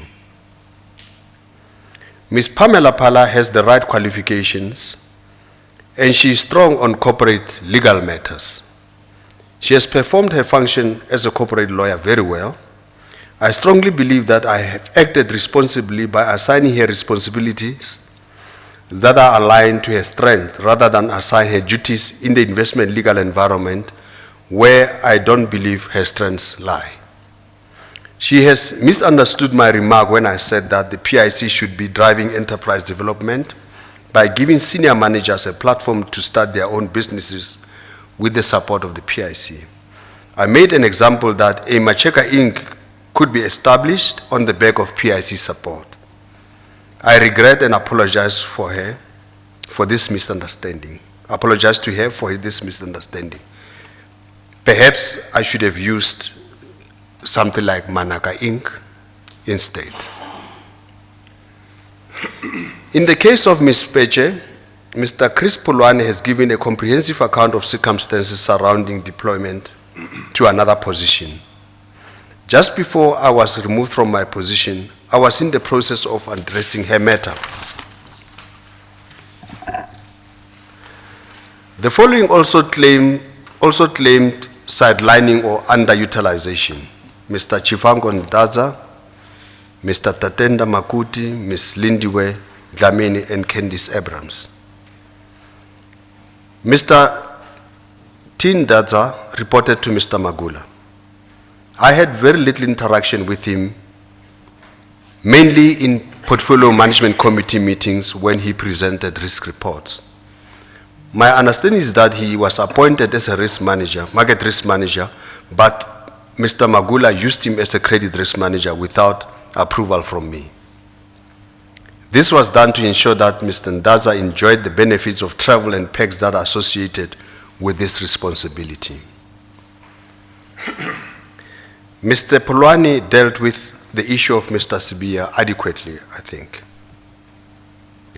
I have no idea on which basis he made a remark that Dr. Dan does not lead, he rules. Perhaps he understood my management style, which was based on my passion for the PIC and my desire to lead it to the status that I thought it deserved as ruling, but he would be mistaken if he did. The undeniable fact is that the PIC has been extremely successful under my stewardship. However, so one chooses to describe my style of leadership. I did what it took to achieve the results, and obviously those who did not share the PIC vision and values would have found my approach authoritarian. Mr. Ndaza claimed that the PIC has no financial model for Steinhoff International. Is far from the truth. The listed investment team has a deep dive model for most of the top 10 100 stocks listed on the JSE. Mr. Ndaza has told the Commission that he is the Deputy Director, the Deputy General Secretary of the new PIC union.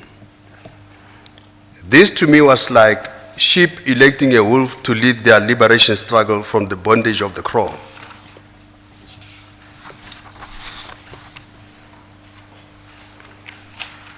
Following the dismissal of Mr. Magula, I tried to persuade Mr. Ndaza to move on with his life and stop fighting for his boss and to focus on his work and build a career at the PIC because he does have the potential.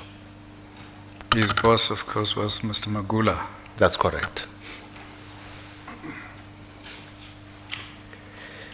It seems that Mr. Makut and Ms. Dlamini have the talent after a stellar performance they gave during their testimony at this commission, and I'm sure they will be given an opportunity to contribute more to the PIC. Before I was removed from my position, I had recommended to the board that Ms. Abrahams be appointed to the position of executive risk. All processes were completed. I was surprised to hear in her testimony to this commission that she was not given the job.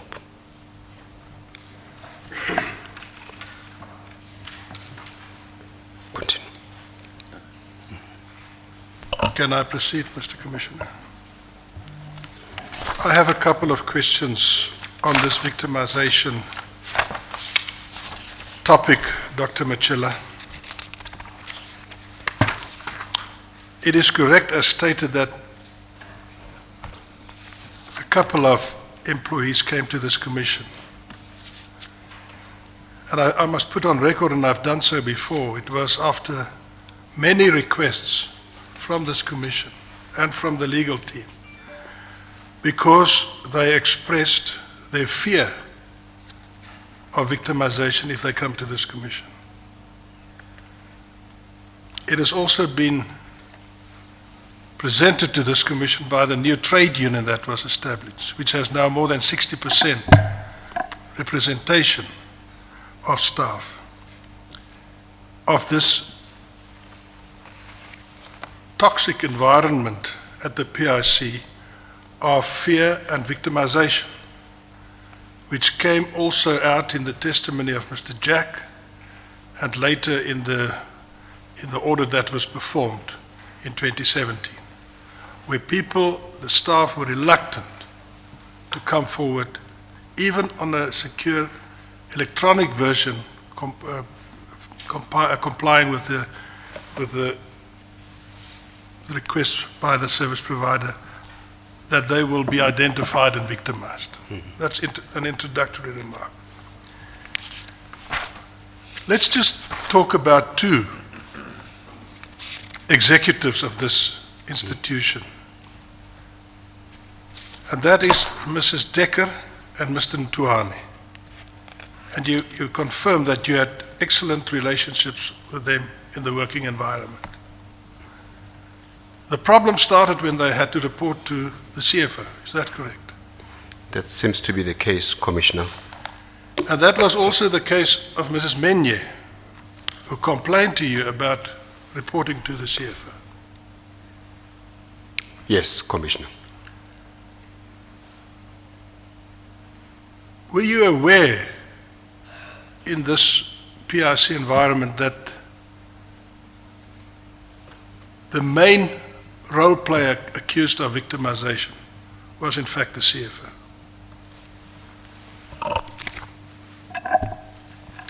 Commissioner, that's true. That was raised with me. And you testified, and I must say in a very diplomatic fashion, that you realized that and you coached her. You started coaching her. Is that correct? That's correct. I made an attempt to coach her. Now, just to deal with Mrs. Decker, she has testified before this commission, and as you stated, it was sad for you to lose her. She was a workaholic. And after your testimony about her, I consulted her again, and she told me that it's absolutely correct that after she filed a notice to resign, she had a discussion with her family and was persuaded to withdraw that letter of resignation. My instructions, information, Dr. Matjila, is it was a simple administrative matter to withdraw it and carry on, but the person who stopped it was the CFO. She was not prepared to take her back. Is that correct? Yes, Commissioner.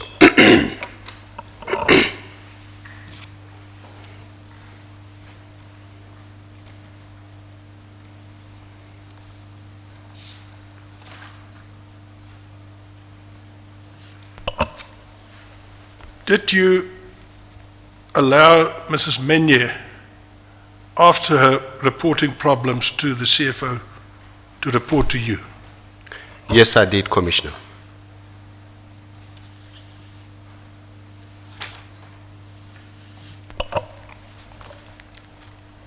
Did other staff, apart from these that, and you don't have to identify them by name, mentioned in, and who testified before the commission, did they come to you and complain about the attitude of the CFO? They have, Commissioner. I have reports by the executive members who told me, and they were not prepared to come and say that, who told me that she would organize an executive meeting of the executive committee, and that she will let them wait for 1 to 2 hours like children before she would pitch up. Do you know about that? No, I don't know about that, Commissioner. Thank you. I have no further questions on this topic, Mr. Commissioner.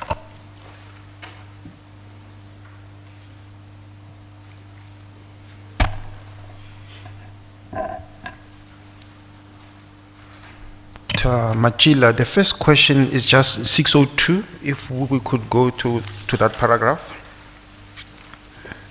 602. It's just for you to add some color to this one, you know, it's not too critical. The last sentence, you know, that Mr. Magula was beginning to act like a CEO, and you said there were some reports. What was he behaving like? What did they say he was behaving like? Roughly, just briefly. Look, that's the description that they gave is that of a person leading the delegation, in other words. Mm-hmm. Almost like leading the delegation and performing, you know, the kind of functions that would be normally performed by a leader in an organization, mm-hmm. you know, in this group. Mm-hmm. Yeah. That's basically the description that was given to me. And was there supposed to be a leader there because you were not there? Was there supposed to be someone to lead the delegation and say, we are going to dinner this time, arrive on time, and all those things? Those processes were handled by the HR team, mm-hmm. the logistics. I mean, the employees were there for training. Yes. You know, so logistics and how things were done were led by the HR team. Mm-hmm. Yes. All right. And then let's go to 613, 613. Just also to add some color there. When Mr. Ndaza was here at the commission, I mean, I felt that he was very competent and he was well-spoken. He seemed to know his work and all that. And I don't know whether there's a link, but you are sort of implying that he's like a sheep leading, you know, like sheep, like letting a wolf to lead them. So just expand a bit there, please. Look, I deal with it maybe not so in you know, more accurate terms here. Mm-hmm. The relationship with him and Mr. Magula worried me because, you know, it became clear to me that he really worshipped Mr. Magula. Mm-hmm. And he's probably working on the basis of lack of knowledge around what Magula is up to. and therefore almost fighting for Magula, unaware, or maybe aware, I don't know, of what this Magula person has been up to, you know. And so, in that way, being a leader of an important grouping like this may be problematic if it's going to try and advance the aims of Mr. Magula, you know, which would be extremely detrimental to the PIC. Apologies, Commissioner.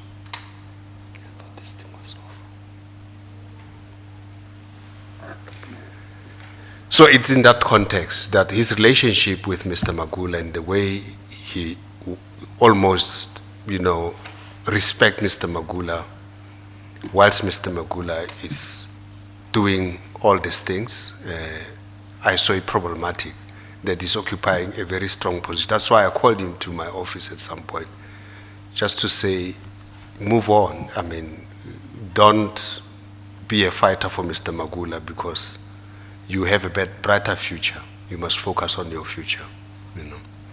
But if his attitude is to defend Mr. Magula and yet lead such an important, or hold such an important position in the union, will be problematic for all PIC staff.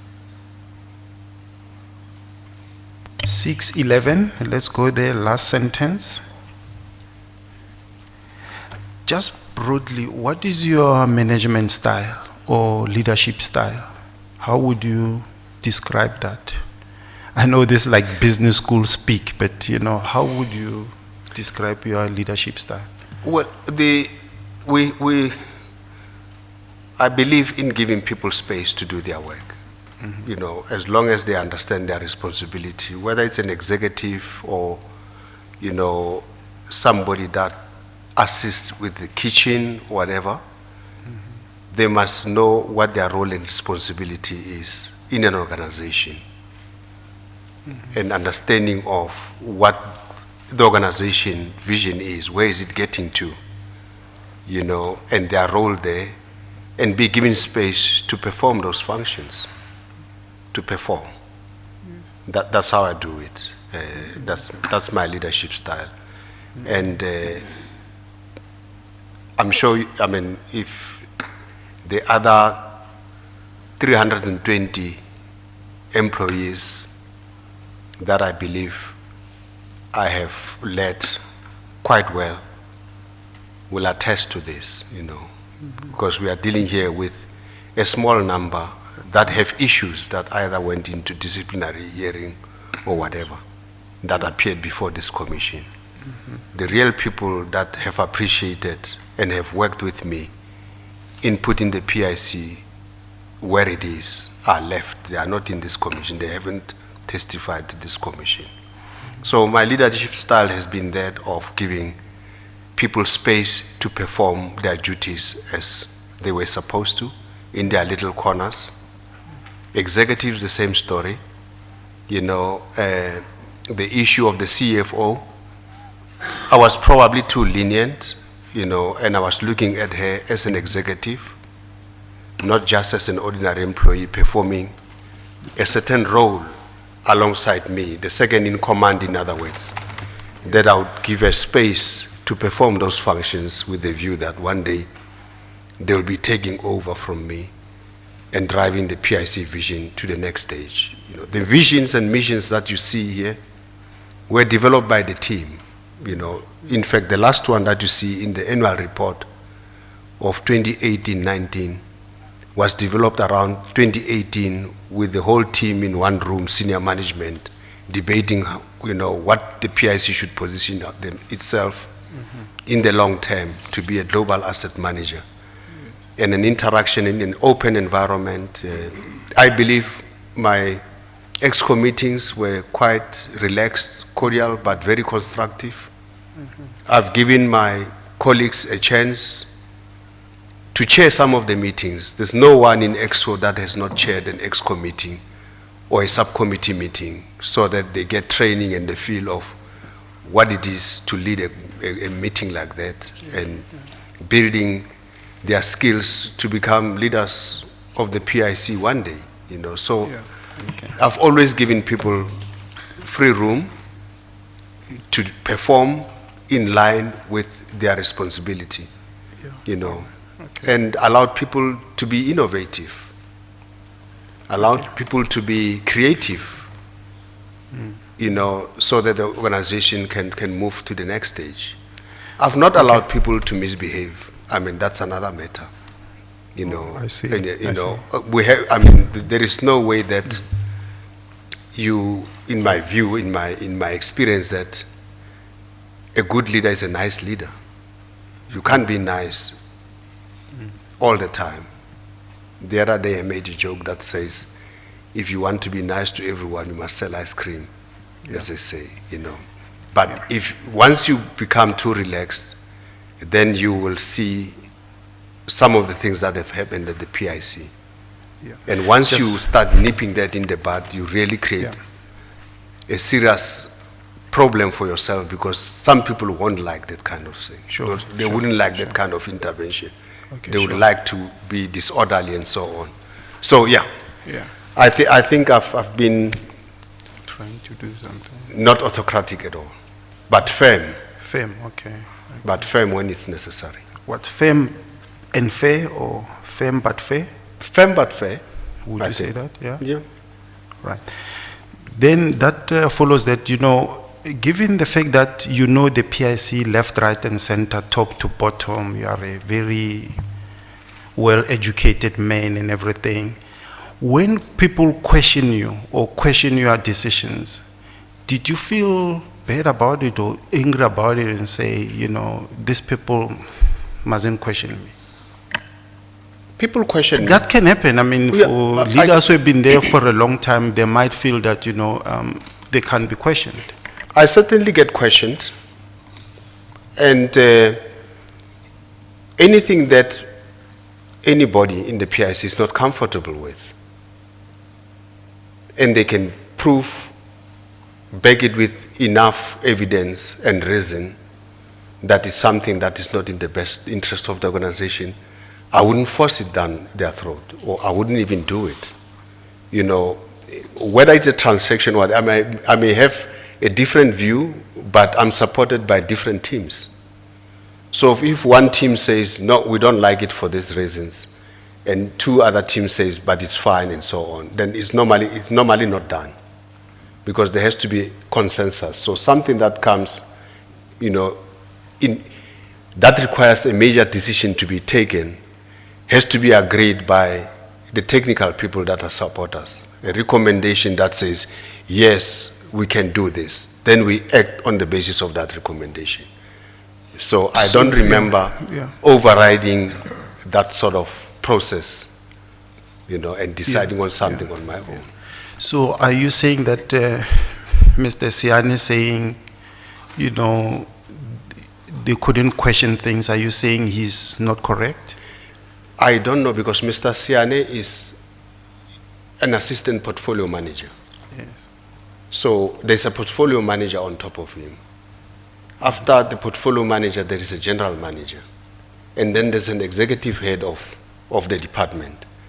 So I wouldn't know what interactions they have at that level. At the bottom, yeah. Because At the level that it's very rare that they will come right at the top and question matters. It's mostly in the environment of an investment, of a PMC or an investment committee. But at that point, they would have already produced a recommendation that is coming from that unit.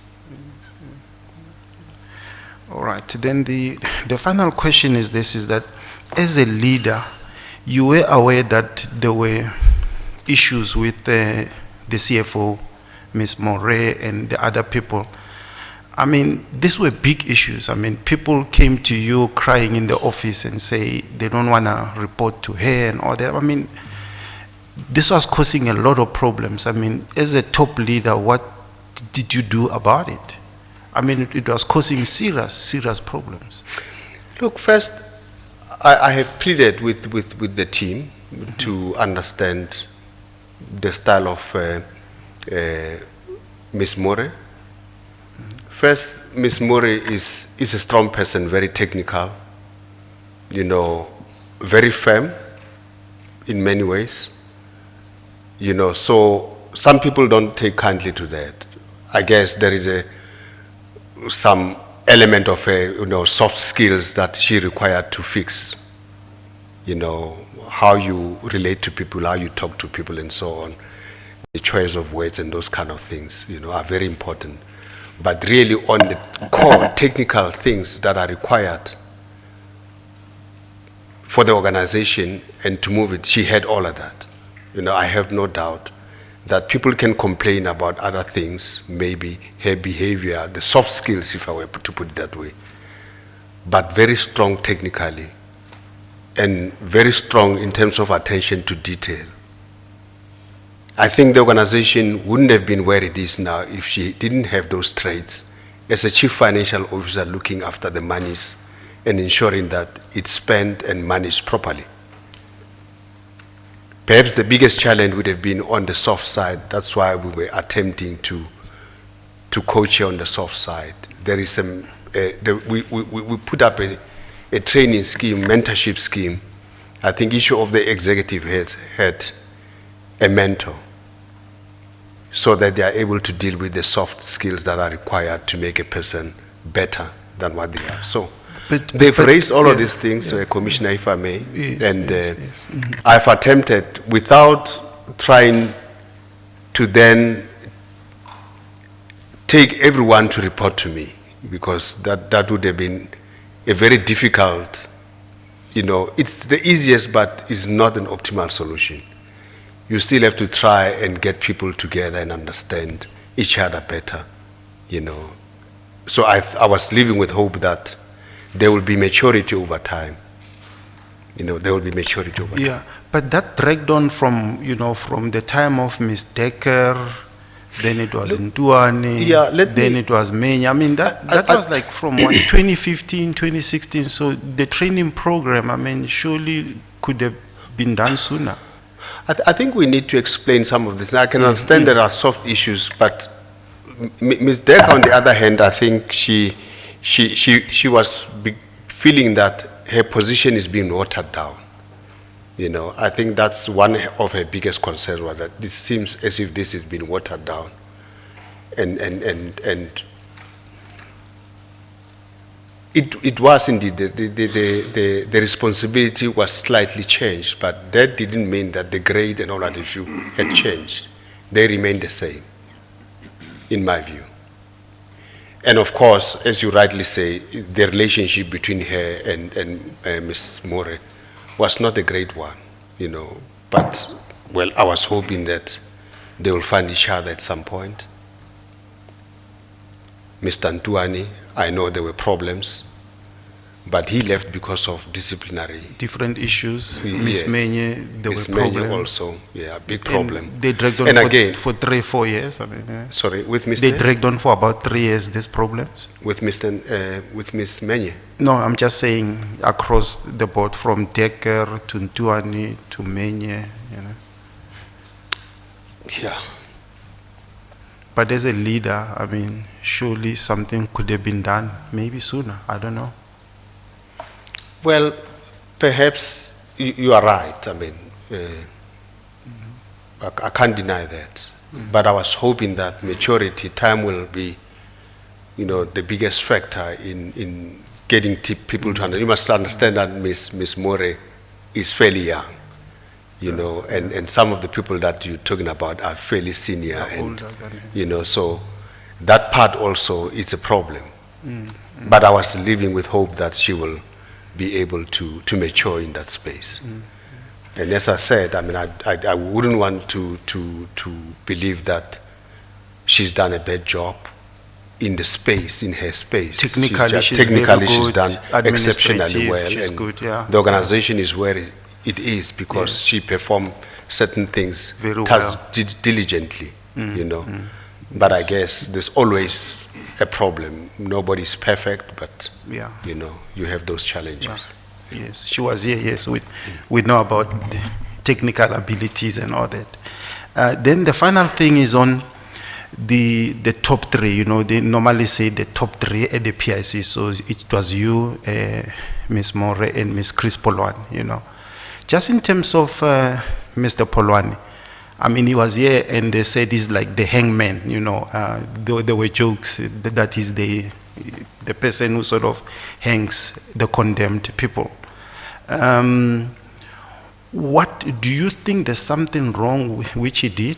Is there something that as a leader you could have done better for him if there's something that Mr. Polwani did? I think it's unfortunate that the James Nugu era, if I were to put it that way, you know, has resulted in a lot of disciplinary hearings, which obviously, you know, and he led those processes as an HR manager. And we relied on him. I relied on him for advice on HR matters, mainly. And the HR matters that involved very senior people, where I had to be involved. There are certain matters that were within his delegated authority to deal with, you know. So most of the matters that came into my attention that were not dealt with properly, and those who had courage to approach me to say, but we have these issues, we've attempted to resolve them. We've called Mr. Polwani, explained to him, trying to understand what the issues are, and provided a solution, and most of the time we came out with a solution that was satisfactory to an employee, you know. So most of the matters that were brought to my attention, I've dealt with, instructing Mr. Polwani, sometimes acting on his advice to deal with matters as per policy of the PIC. So that has happened. Now, there are matters that were raised in this commission that I was not aware of. And some of the matters, I heard about them. That's what prompted me to ask the internal auditor to provide me with the whistleblowing report so I can see indeed whether this thing were reported or not, and begin to ask why they were not attended to. We'll probably discuss that report here because I couldn't find lots of staff issues really of relevance that were placed before this commission. The issue of CBA, of course, was dealt with properly in my view. How he handled it very, very badly, I would say, in my view. It was, I see it as inappropriate the way he handled it, you know. But we can discuss that. Just remind us there on that CBA. He opened a case against the PIC on the payment of a bonus. Of a Yes, bonus, yes, that the letter was altered with TPEX and all that, if you, those kind of allegations. Those allegations were dealt with by internal audit, and they could prove that the letter from the minister was not altered at all. It was authentic, and we acted according to it. Out of that, there was a surplus of 32 million that had to be obviously taken back, withdrawn, because we needed to comply with the minister's directive that the pool must be X amount, a certain percentage of cost to company, and that's it. You know. But in summary then, what are you saying about him in terms of all the issues which have been said at the commission? Look, the other allegations, obviously, I haven't seen the full report on the investigation around them and what the report has revealed, whether it was negative or, you know, or somebody was found guilty for that. You know, I've not seen that report at all. Then finally, then on the climate survey, do you know about what, I think it was Mr. Mutimele, said that they combined scores. There were scores combined about, you know, average scores being combined with something that sort of presented a better picture of the climate scores. That was not brought to my attention. I only heard it when he was appearing before this commission. That there was that. I was always concerned about participation. It was very low. And I had meetings with staff to understand why participation is low. They raised the issue of, victimization if they are found with the process. They don't have confidence that it's secure enough, it protects their anonymity and so on. Yes. And we even went to an extent of establishing written responses, a questionnaire that they could drop in some box somewhere, just to try and get them to participate in the process. Yeah. So the issues that he raised here, he had never raised them with me while I was at the PIC. Yeah. And that climate survey, I mean, it was quite a difficult one. It was not one which was looking good. I mean, did it worry you? Yes, it worried me quite a lot in terms of the output. That we don't seem to be moving in terms of staff satisfaction. We're trying to create an environment that is conducive for people to do their work, but they live in fear for some reason. So I was extremely concerned about that. Okay. All right. Thank you. Thanks. I'm done. Thanks, Dr. Matjila. Following from my colleague's question, in paragraph 596, you describe Mr. Magula as obedient and cooperative. Is obedient something that you require in your staff? Not necessarily. They have to be honest. Honest, yes. Yeah. Obedient is different. Well, You've used this description as obedient, which means that he listened to you. It's very different to use a word obedient to participatory, explore, all the things you've described as your management style. And you look at him as cooperative, obedient, and then he becomes arrogant. And did not, in essence, you're looking again at the role of Mr. Ntwane in relation to supporting him, but there was a support from you to Mr. Magula. He became head of risk, he became a person representing on boards. I think it would be perhaps natural for people in his department to see him as a role model and to work with him, given that. So there's a bit of a contradiction here for me in the way you look at Mr. Ntwane and what you've said about him as the wolf leading the sheep. Clearly a very dissatisfied staff that you actually have a union formed in an organization like the PIC with a 60% membership and growing, and then a description of Mr. Magula as obedient, until obviously the issues came to the fore around the VBS matter and as well as Makaya.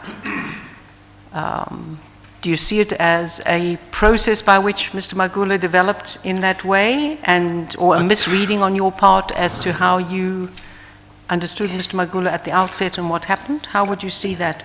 Because I'm just interested in the word obedient.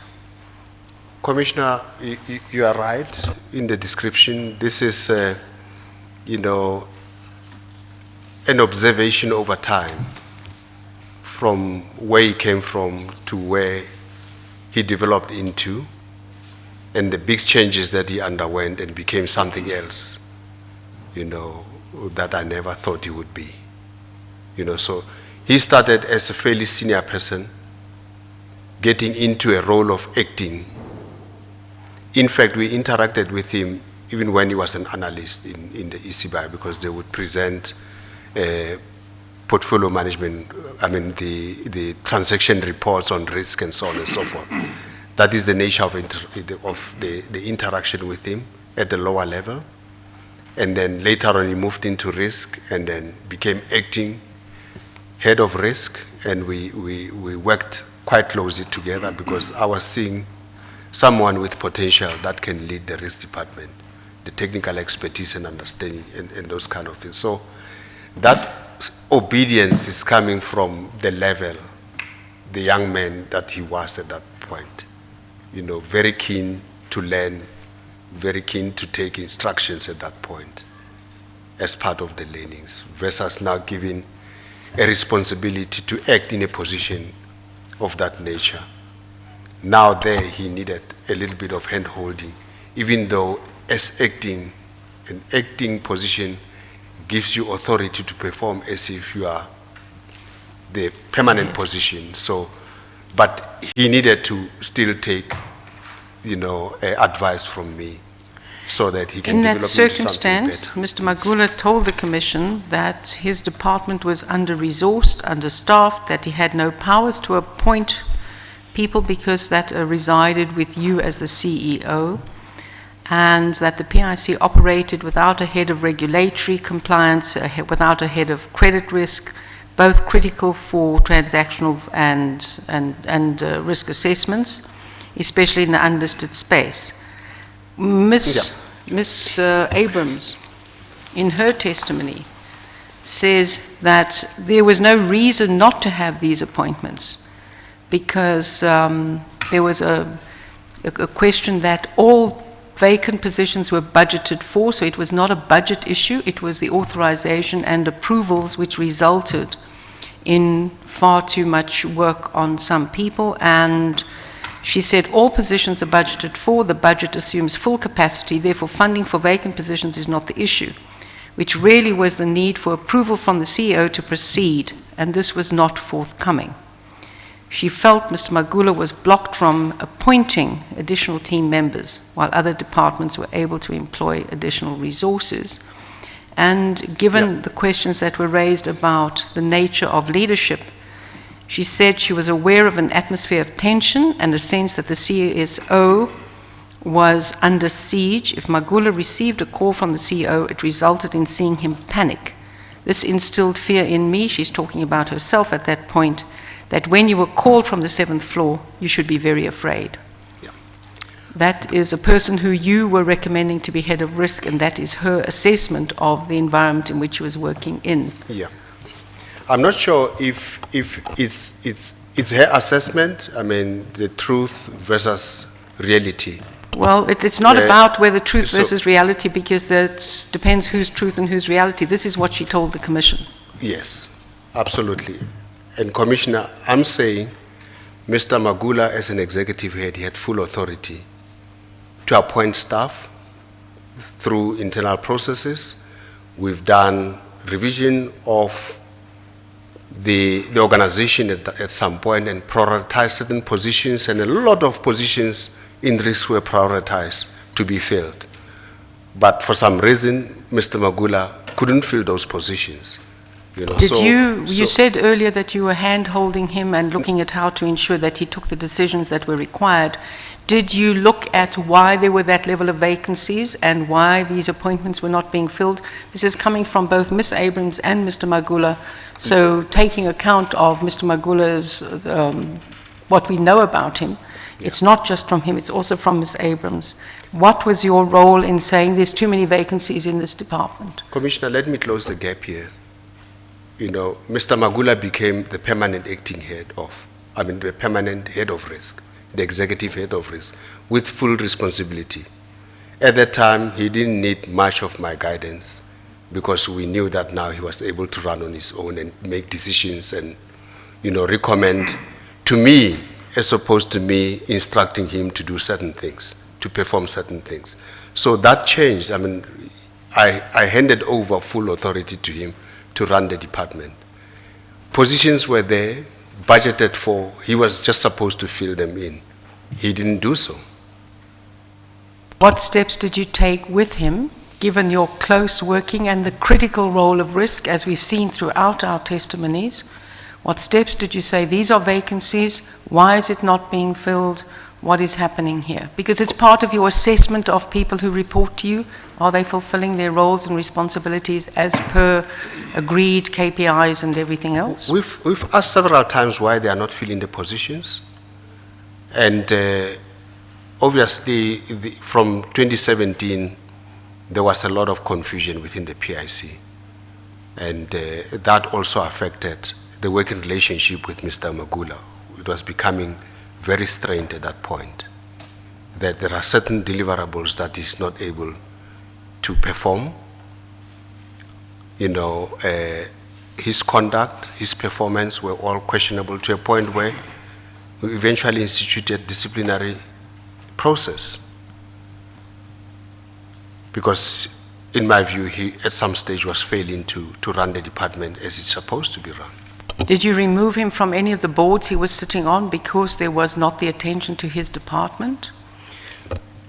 Look, the boards, we would have done so at some point, but we didn't do so. I mean, once you get removed from your position or get suspended, you're no longer a director of the company. The policy says that if you are removed from the PIC, automatically you cease to be a director of the company.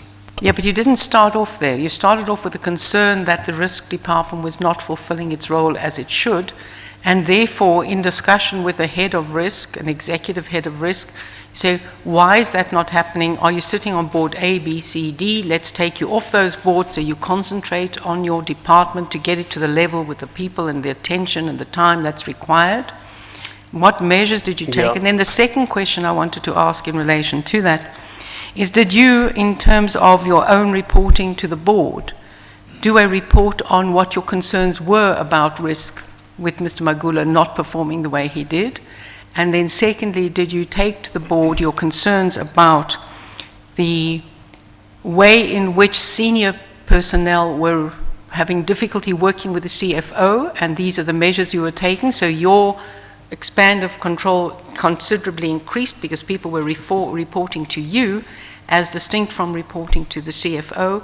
Would that have affected her bonus pool? Any questions to say you either, address these matters or you continue to get your bonus as if you're performing extremely well? Did any of that come to the board from you? I remember I did raise some of the matters with the board on the performance of some EXCO members. Including the CFO? Not the CFO. I don't think we discussed the CFO. So therefore, at the some fact point. that you had taken over people into reporting to you as a way of dealing with those staff who had difficulty working with her would not have affected her performance evaluation? It would have. I mean, And did it? This happened very shortly. It must have been around, I can't remember when, in 2018 or so. It's a very new thing. It's not like years that it's been like this, And it was in the middle of the crisis within the PIC. But didn't she then become acting CEO? At what point in time was she acting CEO? Ms. More, Yes. She was earlier acting CEO and then acting CEO again? she's been acting CEO in my absence several times. Yeah, but the And question what- I'm raising is that if you had raised with the board concerns about her management of people and that this was creating crises with staff refusing to work or having difficulty working with her and you taking it over, if the board was aware of that, would they have still appointed her as an acting CEO in that circumstance? I don't know. They I didn't don't- have the I- information I don't- from you, I don't know. but you didn't give them the information. I haven't discussed it with them to that Yeah, extent. you didn't Yeah, discuss yeah, that with the board. yeah. Okay. I think I just have one other But question. I think it's also very important to understand that we are dealing with an executive. Absolutely. We are dealing with a board member. as well. Absolutely. But you're the CEO. And in I'm the that C- question is there's a CEO, the CFO, the only two executive members on that board who are there in terms of the mandates and the MOIs and the well, not MOIs because there should have been others. But it is incumbent for a board to be fully informed about taking decisions around senior personnel.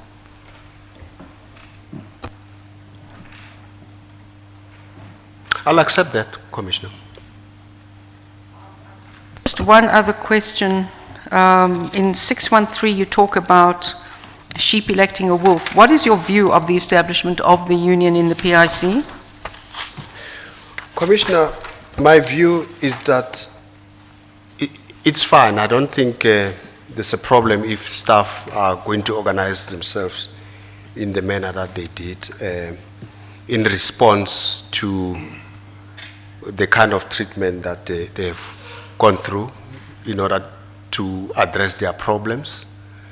because it was clear that they didn't have a mechanism to fix their problems, or they have lost confidence in the ability of management to deal with their problems, effectively. Now, where this thing is coming from, in my understanding, the biggest driver of this has been payment of bonuses. That's where it's coming from. I can understand the other matters, other complaints around victimization and many others. But the big issue that started this was the payment of bonuses. That was becoming problematic for them, and myself in particular, because it became a problem in the sense that they didn't know whether bonuses will be paid at some point and when those bonuses are going to be paid. Year in and year out, it became a serious problem of uncertainty around bonuses. They would have carried on their work, delivered, and get told later on that your bonuses have been cut elsewhere, and the payment of that takes forever to process, which was something that was completely outside the control of the board of the PIC and myself in particular. And so staff felt that perhaps if they form a union, they may have a much stronger mouthpiece to deal with this matter on their behalf. That's where it's the main driver of the union. In the structure of the PIC and in the union, is there a distinction between at what level people become management? I'm not talking about your executives. I'm talking about when are you management and when are you staff as a distinction. Do you have that distinction between staff and management, or a level above which you regard it as management? Management, we've used it loosely as everyone that participated at EXCO level. In other words, it will be EXCO membership and certain invitees, permanent invitees, as management. That's how we've defined it. Just going back to 600, I know your paragraph 600, which we've dealt with before, the allegation is that Mr. Magula helped Mr. Muluadzi prepare the papers for the TOSACO submission. Do you have any further information on that? Are you aware of that at all? And that the payment that he received subsequent was because of that work and assistance. Obviously, these are allegations. I don't have information beyond hearing that this is what it was about. But I'm asking whether you have any additional information on that, or are aware of any of those allegations. No, I'm not aware. I only became aware through the commission now, when this matter was raised here.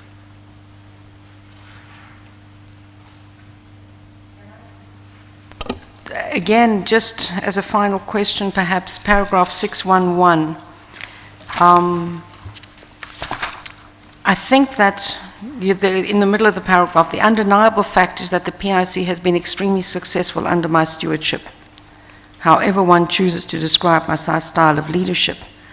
I think that there's perhaps a distinction there, a question that in terms of returns to the GPF, there has been overall movement, definitely bull markets that have influenced that, significant areas of room for improvement in the unlisted space, and so on. But can you say that quite fairly that it's an undeniable fact? We're here in a commission. You say that a lot of the people who've raised issues are not the sort of bulk of the staff. Almost everybody who's raised issues at the commission are very senior staff and have been there for some time or in different degrees. Is it correct that it is extremely successful under your leadership that's resulted in a commission of this nature? Which is obviously, and I'm not attributing it simply to your leadership, there's a whole lot of issues here that we're trying to uncover. But I'm just questioning how you see that so emphatically, given that you're sitting in this commission. The main function of the PIC is to deliver asset management services to its clients. to manage their portfolios and generate returns in a big portfolio of about 2 trillion. When you deliver outperformance for a client of 252 basis points on a 5-year rolling number, you are the best. You are better than the median of Alexander Forbes Manager Watch. Then you are the best. You deliver on social impact, you deliver jobs, you deliver transformation. You become a training ground for graduates. We don't need to go into all of those things which you've explained. What I've also asked you, quite distinctly, is the question that the GEPF has come here and said that they've had experiences that they were unhappy with. Mr. Sotole was here. So all I'm asking is that if you look at this as extremely successful, you're dealing with an element, are there no questions in your mind about why there's even a commission? The commission is here dealing with almost 2% of the portfolio. And some of the things, some of the assets that are in this 2% portfolio are actually performing well. This commission is looking at issues around transactions. Impropriety. That's what this Impropriety commission, on the part of the PIC. Yeah, that's what this commission is about, on 2% of the portfolio. 98% of the portfolio is doing exceptionally well, is doing what it's supposed to do. If you look at even a bank, it will always have challenges, non-performing loans, driven by certain things, The Reserve Bank, the regulator, will always have banks that are folding from time to time. Not Those always. are the challenges. Those are the challenges that you'll have in any organization.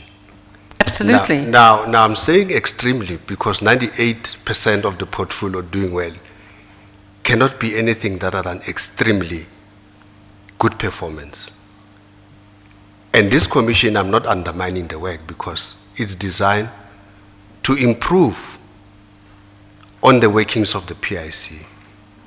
And we hope that out of this, they will be able to shape a PIC that will continue to deliver more than 90%, 98%, if they can sustain this 98%, because I know there's no way that you will get 100%. There will be all kinds of challenges as we go along. As long as you learn from the mistakes now and fix them so that they don't occur again, but there will be new ones that will require attention as we go along. So sustain the 98%, then you remain the best manager ever under the sun. So I'm more than comfortable with what we've delivered at the PIC. We may have this, small wound that we are dealing with now. And I think Savlon will deal with it. Thank you. Yeah.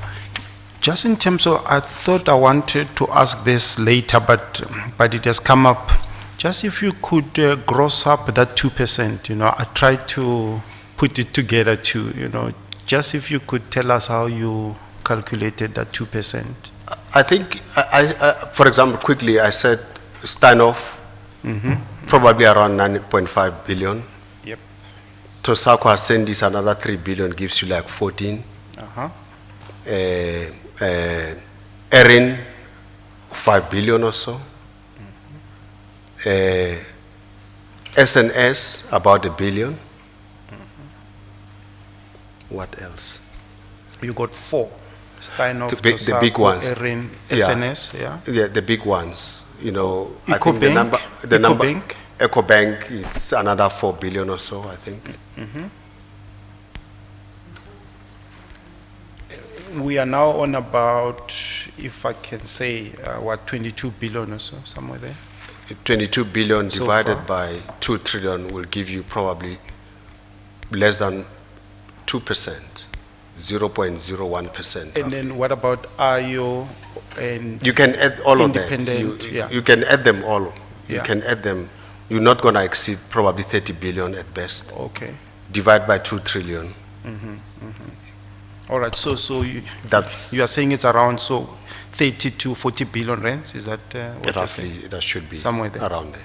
Which is then 2% of that, of 2 trillion, is that what you're saying? Yeah, 20 over Yeah. 2 trillion, if that's the number. Because Or 2%, 40 over 3 yeah, trillion. yes, 2% of 2 trillion would be 40 billion, isn't it? Yeah, 40 billion. 40 billion, isn't it? Yeah. That's So correct. you're saying it's around there, Around that figure. the 40 billion, okay. Yeah. All right, because I was trying to gross them up, so I was not sure, okay. Okay. I get you, okay. Can I just have sorry,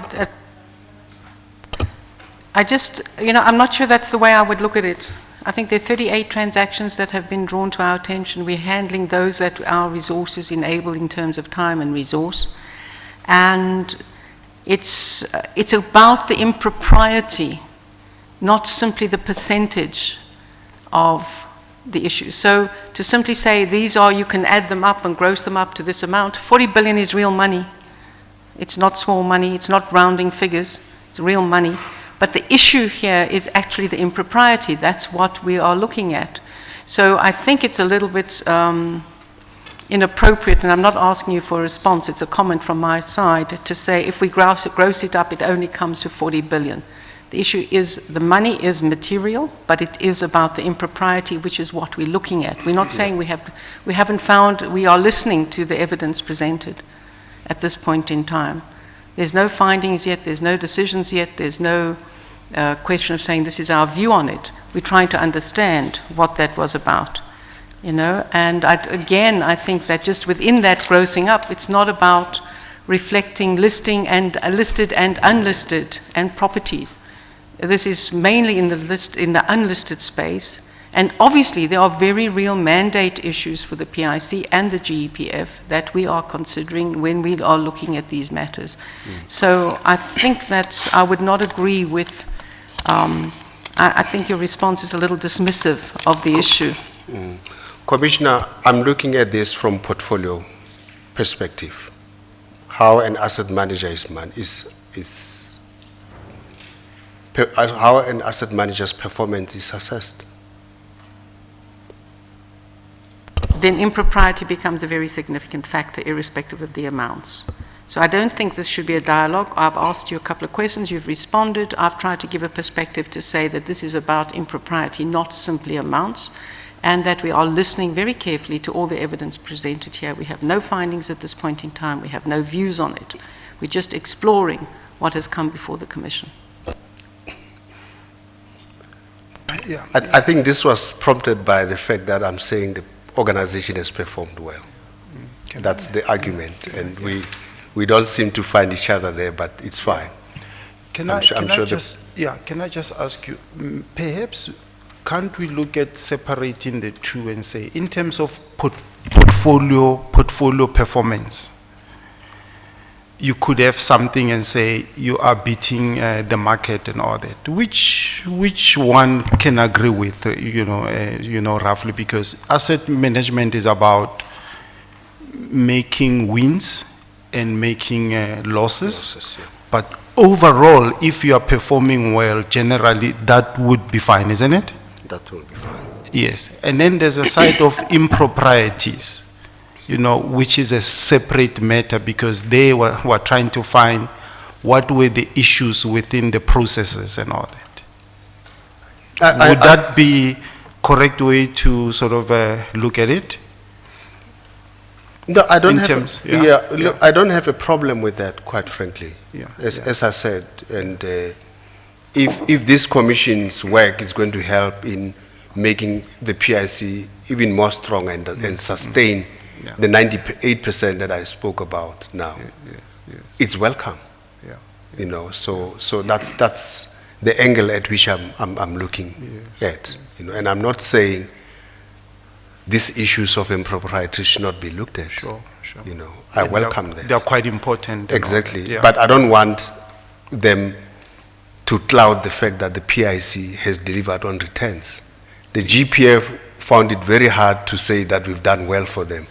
Yeah, no, But the no. numbers speaks for themselves. As I said, if you are able to outperform benchmarks Yeah. by more than 252 and you are far ahead of the large manager watch, Yeah.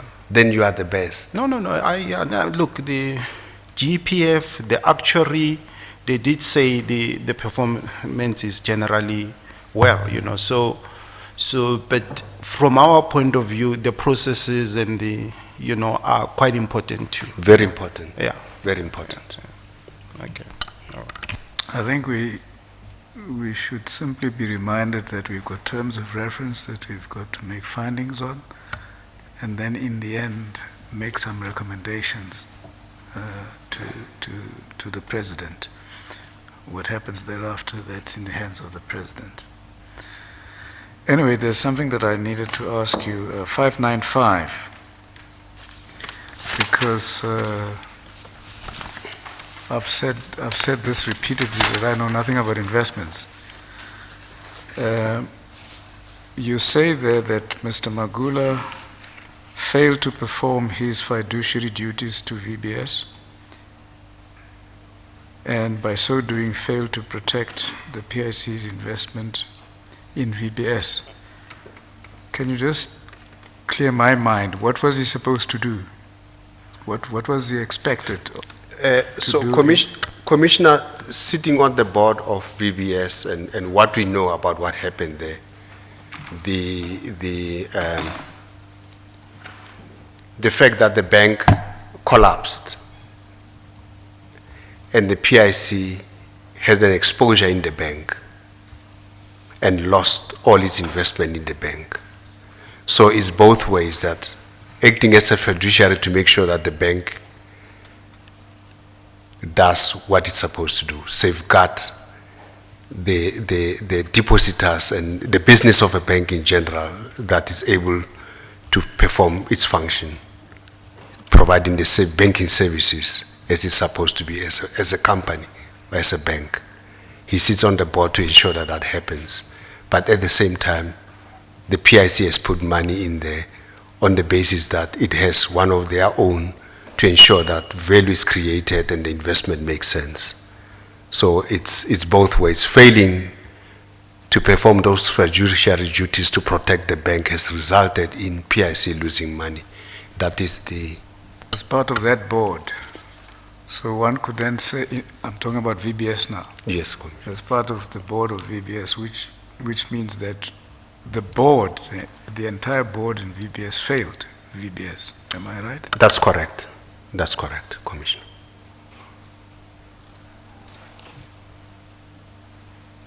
Mr. Commissioner, with your leave, I'm a bit out of turn now, but I forgot to ask Dr. Matjila a question on the bonuses. It came out of the other questions, and it is a document which I've handed to him earlier this morning. He knows about the content.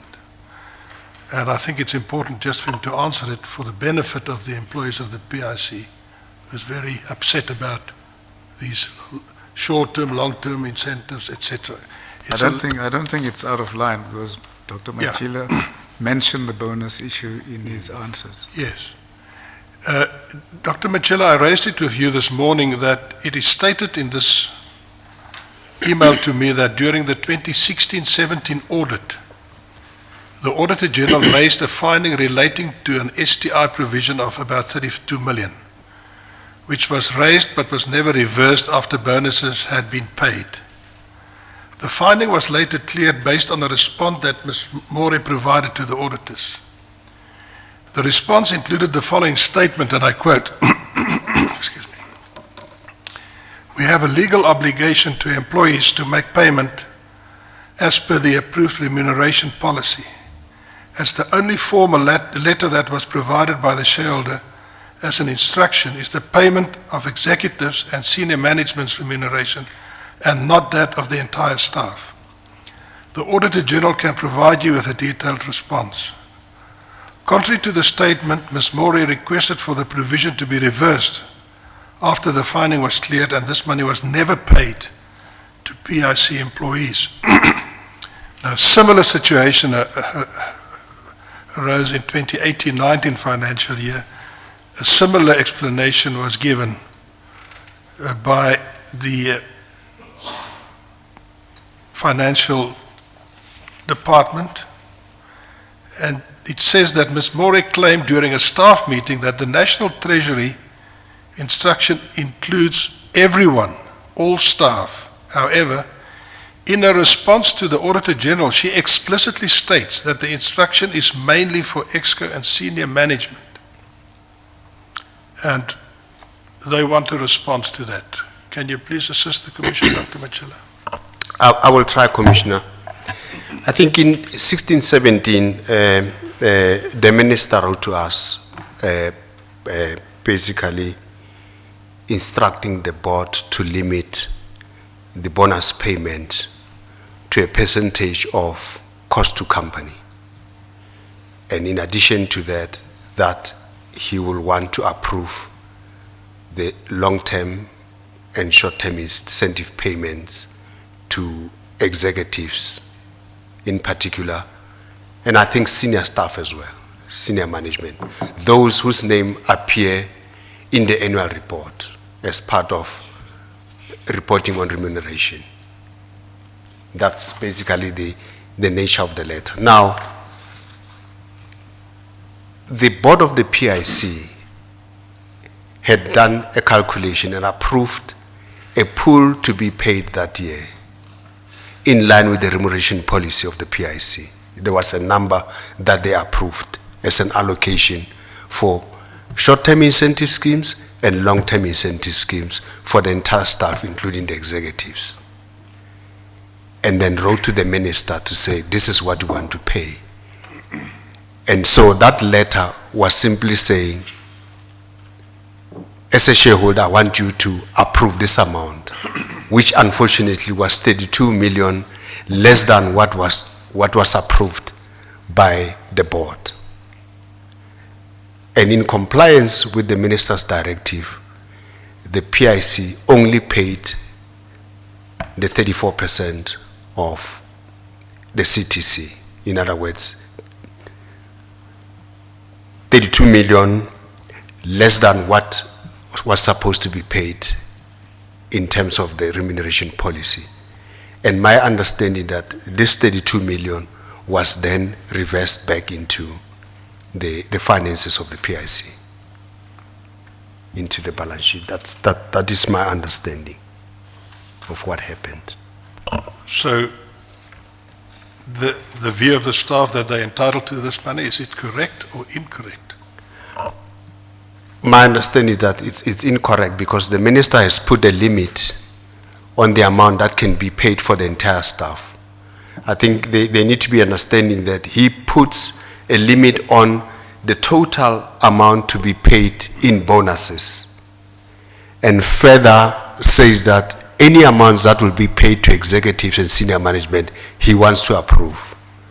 So there is no way that we'll be able to pay staff until he has approved this pool. And so in compliance, because if you read it, you know, at face value, you think that he approves the incentive pool for senior management. Now, if that letter applied to senior management only, it would be a huge amount of money. I mean, 34% of CTC to senior management and executive, it's a lot of money. So we understood it to mean that he will approve the pool for all employees. And then the step that was not clear, I think that's what agitated staff, was that it was not clear, you know, the process, I mean, how we stagger this. Does he approve the pool first? And then out of that pool, we can then do the calculation and get the board to approve payments to all staff and not to executives and senior management. That's probably what needed to be explained, so that the payment of senior executives and exco or executives, you know, it does not hamper the payment to the rest of the staff. In other words, those things, if they were decoupled, we wouldn't have had a problem. Unfortunately, they were coupled by the fact that the pool needed to be approved by the minister. That's how I understood it. Now, just following on that again and coming back to Ms. More and Mr. Pulwani. And I think you correctly pointed out that one of the main driving factors for the establishment of the union was salaries and bonuses and that type of thing. Now you have two persons in charge of the moderation committee.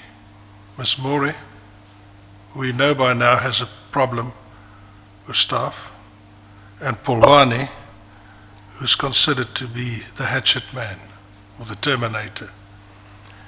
Can you understand the perception of staff and their fear that they will not be treated fairly or not?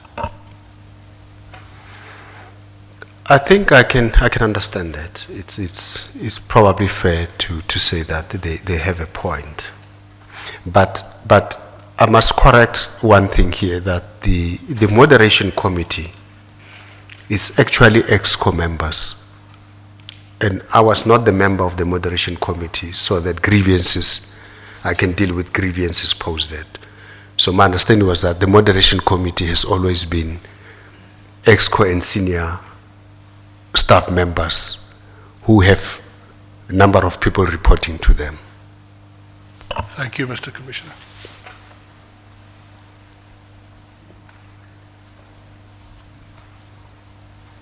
Follow-up question, just in terms of the minister's directives, and I was going to ask it at the recommendation sections, but I thought it has cropped up. Before I forget it, let me ask it here. And I've asked it before, I think I've asked it to Ms. More also. What's your view about, I mean, we sort of agree that the minister must sort of, run or, sort of own the PIC or run the PIC or be part of the PIC. What word can I use here? The oversight, yeah, the oversight.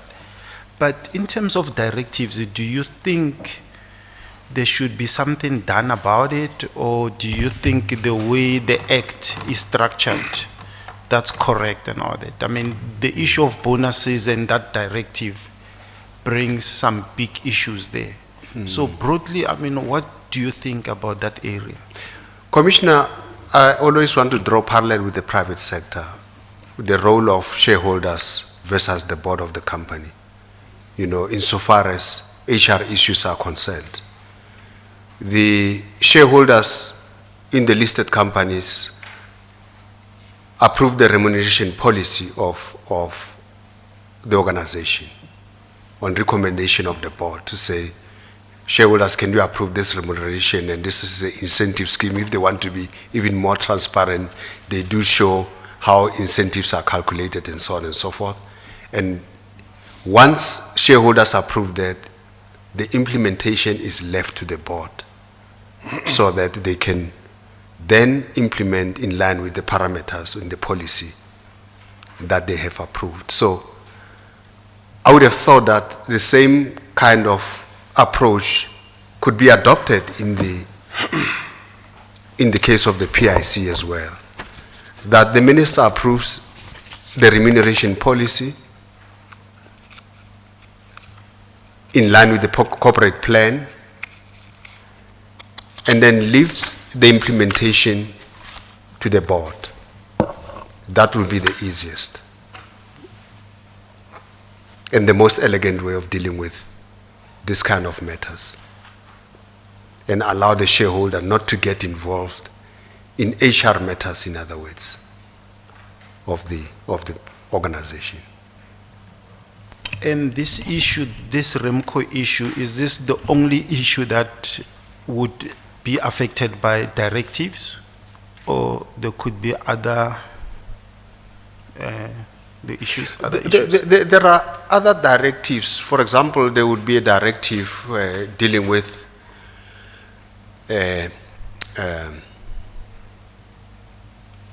austerity measures, for example. The National Treasury trying to improve on spending and so on, or curbing spending and therefore tightening the belt, in other words, and would write to all state-owned entities to say we shall do this and this and this and this, cancel travel or put restrictions on travel and say you can't travel first class or you can't travel business class, locally you can't do certain things, you can't have team buildings and so on and so forth, that kind of things, We've seen those kind of directives which had a negative impact on the PIC, especially once we became a global investor or investor in the continent. People have to travel like 6,000 to 7,000 kilometers to go do due diligence there. And you don't want a situation where they are in economy class, they can't even prepare properly. They fly for 7 hours or so to be in the meeting the next morning to discuss very important issues. So those are some of the things that affected the way the PIC operates,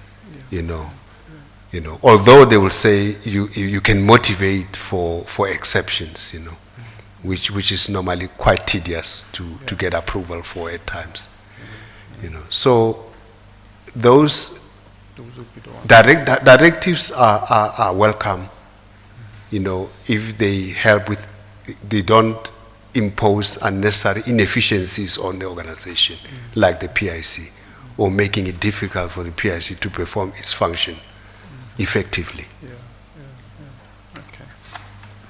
Okay. Thanks. Thank you. Perhaps just one small point going back to this question of this 40 billion roughly roll-up. I think that, one of the challenges you've got with a fund that is that big is percentages can be quite deceptive in terms of actual amounts. If you look at it and say there's roughly 40 billion that is in question, if you take the entire employees of the civil service contribution to the GEPF per annum, it's about 70 billion. So if you're questioning it is what, 58% of an entire employee contribution to the GEPF, it's significant money. I'm not for one instance questioning the fact that there will always be losses and things that occur in any fund. I'm just trying to relate the question of the actual money that's in question here that, as you've said, rolled up to about 40 billion in relation to the contributions made by every civil servant in its annual contribution to the GEPF. So I think that given the size, it's really important, and we've said this before, to look at the actual money value that you're talking about as well as the percentages. Percentages can be small, the money level can be very big. Commissioner, I fully agree with you. I think the big issue here is what is the issue with the 40 billion? So if the 40 billion is as a result of economic environment, right? The cycle has turned and so on and so forth. So the position of the portfolio was not good enough. It was sitting in this sort of investment. But they went through a proper rigorous process and so on and so forth. Then we are happy with that. But if there is a problem around impropriety that you raise and so on, and that this commission is sitting trying to deal with, it's important that it gets done, So I fully agree with you, it's just that I'm excited about what we achieved so far as the organization, and I fully appreciate what the commission has been set up to do, and the impact that it might have in the operations of the PIC in the future. So I'm with you, Commissioner. All right, can we carry on with HR in general? But can I just get word from council? Is it, I would suggest when we get to investigations by the public protector, if necessary for Dr. Matjila to go through the paragraph 626 And the annexures, 620, paragraph 626. Yes. Mr. Commissioner, I can put on record that we've discussed it. It's not necessary for Dr. Matjila to That's read right. it into the record. It is statistics. Yes. It can be taken as read. Yes. Absolutely. Same actually with recommendations. It's recommendations suggested to us, sitting here, unless there's something that he would need to highlight. That is what we also agreed. Yes. There are some of the recommendations Dr. Matjila feels that he should highlight, and I think he should be given that opportunity, but it's not necessary for him to read all into the record. Yeah, but I do have questions and some clarifications on those sections too. So I do have quite a bit of questions there and clarifications. That'll be fine. There's no Yeah, problem. okay. I'm just sort of shortening it insofar as what needs to be read into the record.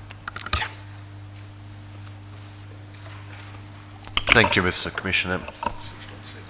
Can we then proceed with the topic HR in general and paragraph 617?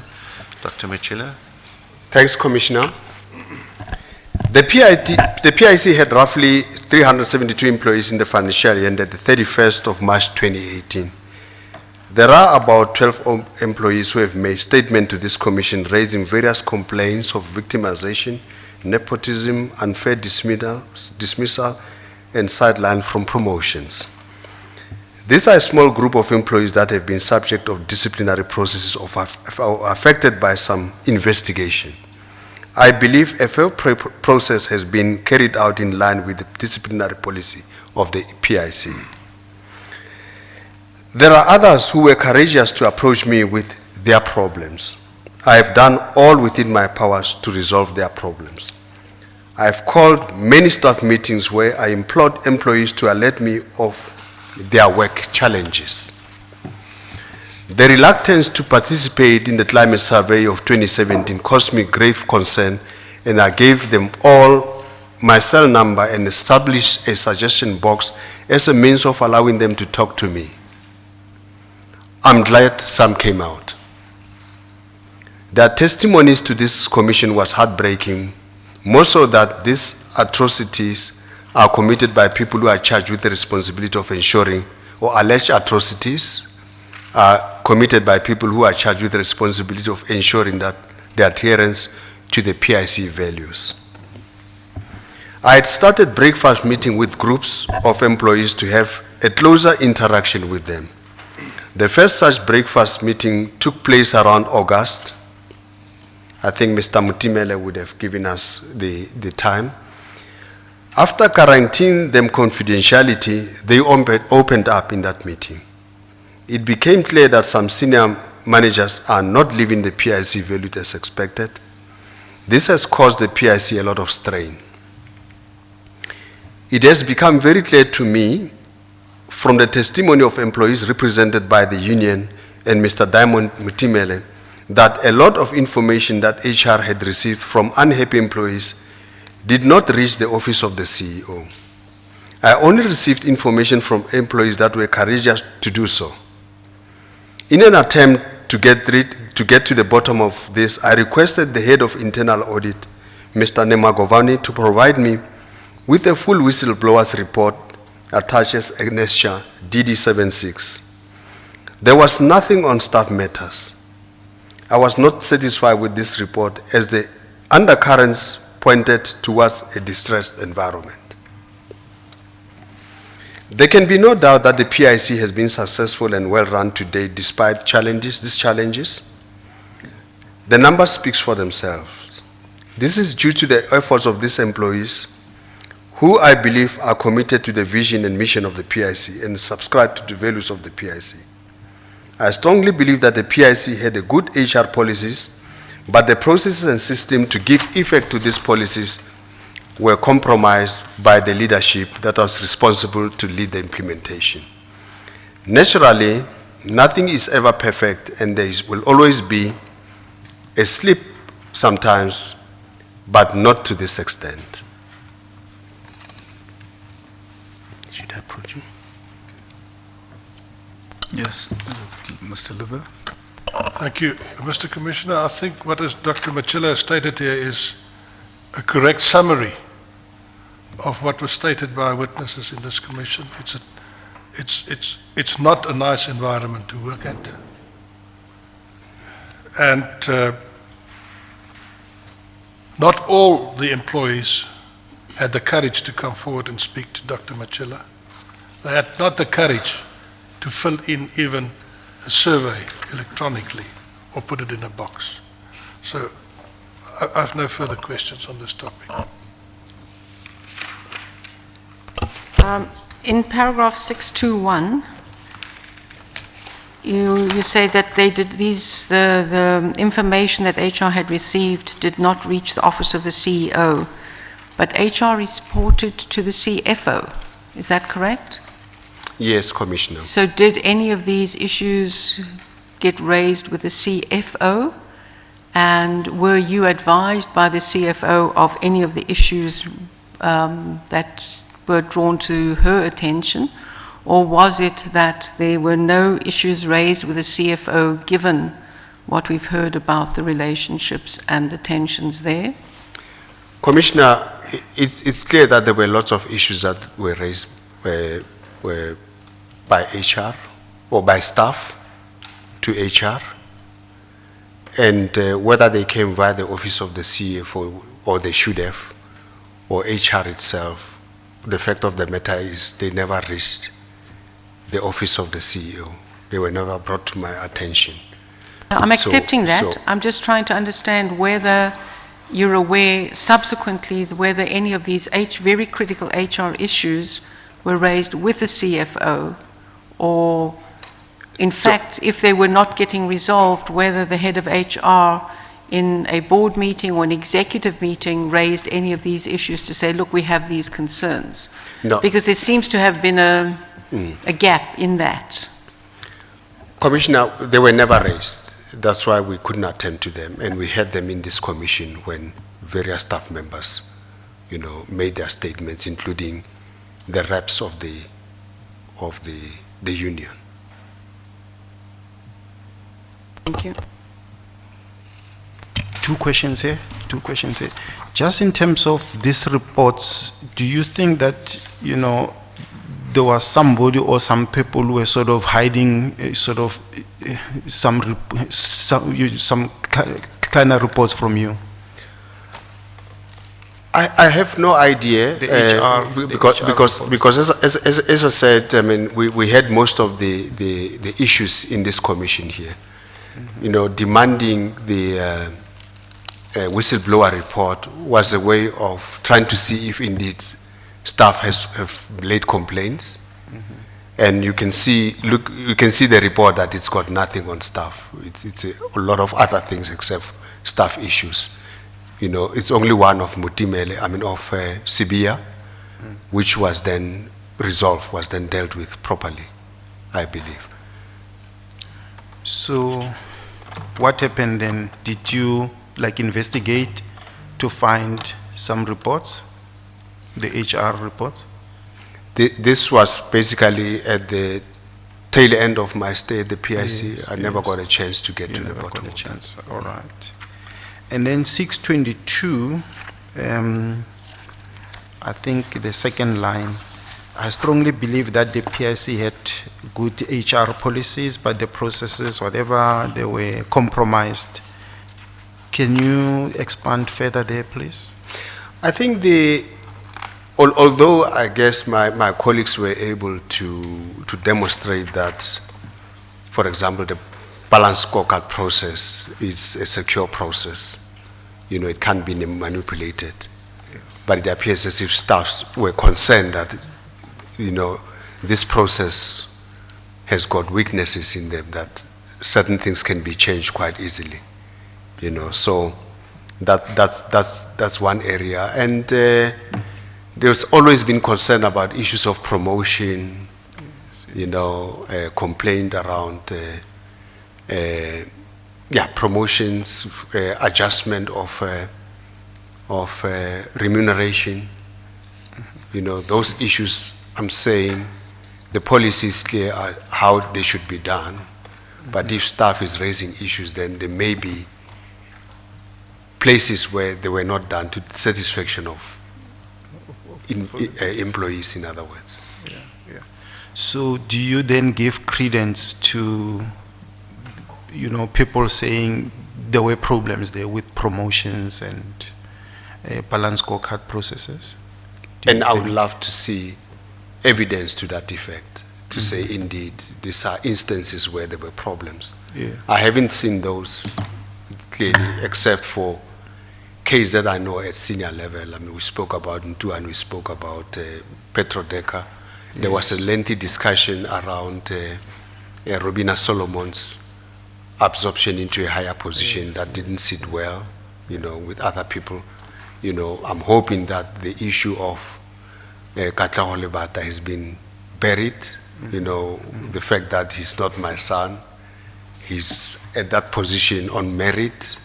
He was appointed to the position on merit. So those kind of issues that have been raised that have caused, staff concern around the application of policies, Yeah. So I still believe that the policies are okay, they are sufficient enough. Yeah. It's All right. more questioning the implementation in some instances. All right. And then the final question is just to get a comment from you. They always talk about the top three, the top three, and that there's a floor, I think it's a fourth floor that the top three sit in. I think, is it second floor? Which? Seventh? Yeah, so they say it's the top three, they sit there, it's nice, and they lock themselves up and they don't interact with the community and the others and all that, so there's just a feeling that you three are like, just separate and privileged and those things. I'll speak for myself. And I don't know, I mean, Chris' office is on the third floor, I think. Third or second floor. The two, oh no, so sorry, they said the two actually, not the three actually. They said the two, yeah. Yes. So we are both on the seventh floor. Our offices were up there with some, of course, meeting rooms, and with internal audit, I think, is one other department that was on the top floor. And our offices has always been accessible. My office has always been accessible. I've made sure that people are free to come.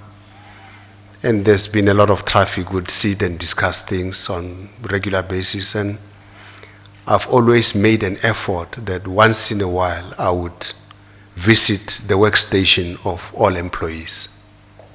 Literally walk around, greet all of them, chat, and then addition to that, staff meetings, especially at the time when the PIC was under huge pressure and the media was all over us, pretty low, almost every second day or so. I needed to keep them, take them into, what's the word? Taking them into, them taking me into their confidence that, the PIC is not about to fall apart, and most importantly, all what they hear are just allegations, and they are untrue for that matter. So I needed to keep them, focused on their work. That the PIC was not about to fall apart. It's in good shape. And hear them out around issues that are bugging them. It's a pity that they couldn't come out for some reason that they have given here. Even the whistleblowing platform was not helping. Client survey has not done well. But Commissioner, I think I've made myself accessible, more than accessible. Sometimes I'm actually being accused of being too accessible, whether from external or internal, But I've taken a view that the CEO's position is not is to be accessible. You need to talk to people, you need to talk to clients, you need to talk to different stakeholders. That's what the job is about, you know. So I think I was accessible to staff, you know. I can't speak for my other colleague, but from what I see, you know, we had lots of meetings at the PIC. I mean, there's a lot of meetings from EXCO to management meetings to all kinds of meetings where we interact, either at senior level and with staff, you know. And so I think we were very much accessible. All right. Thank you. Thanks.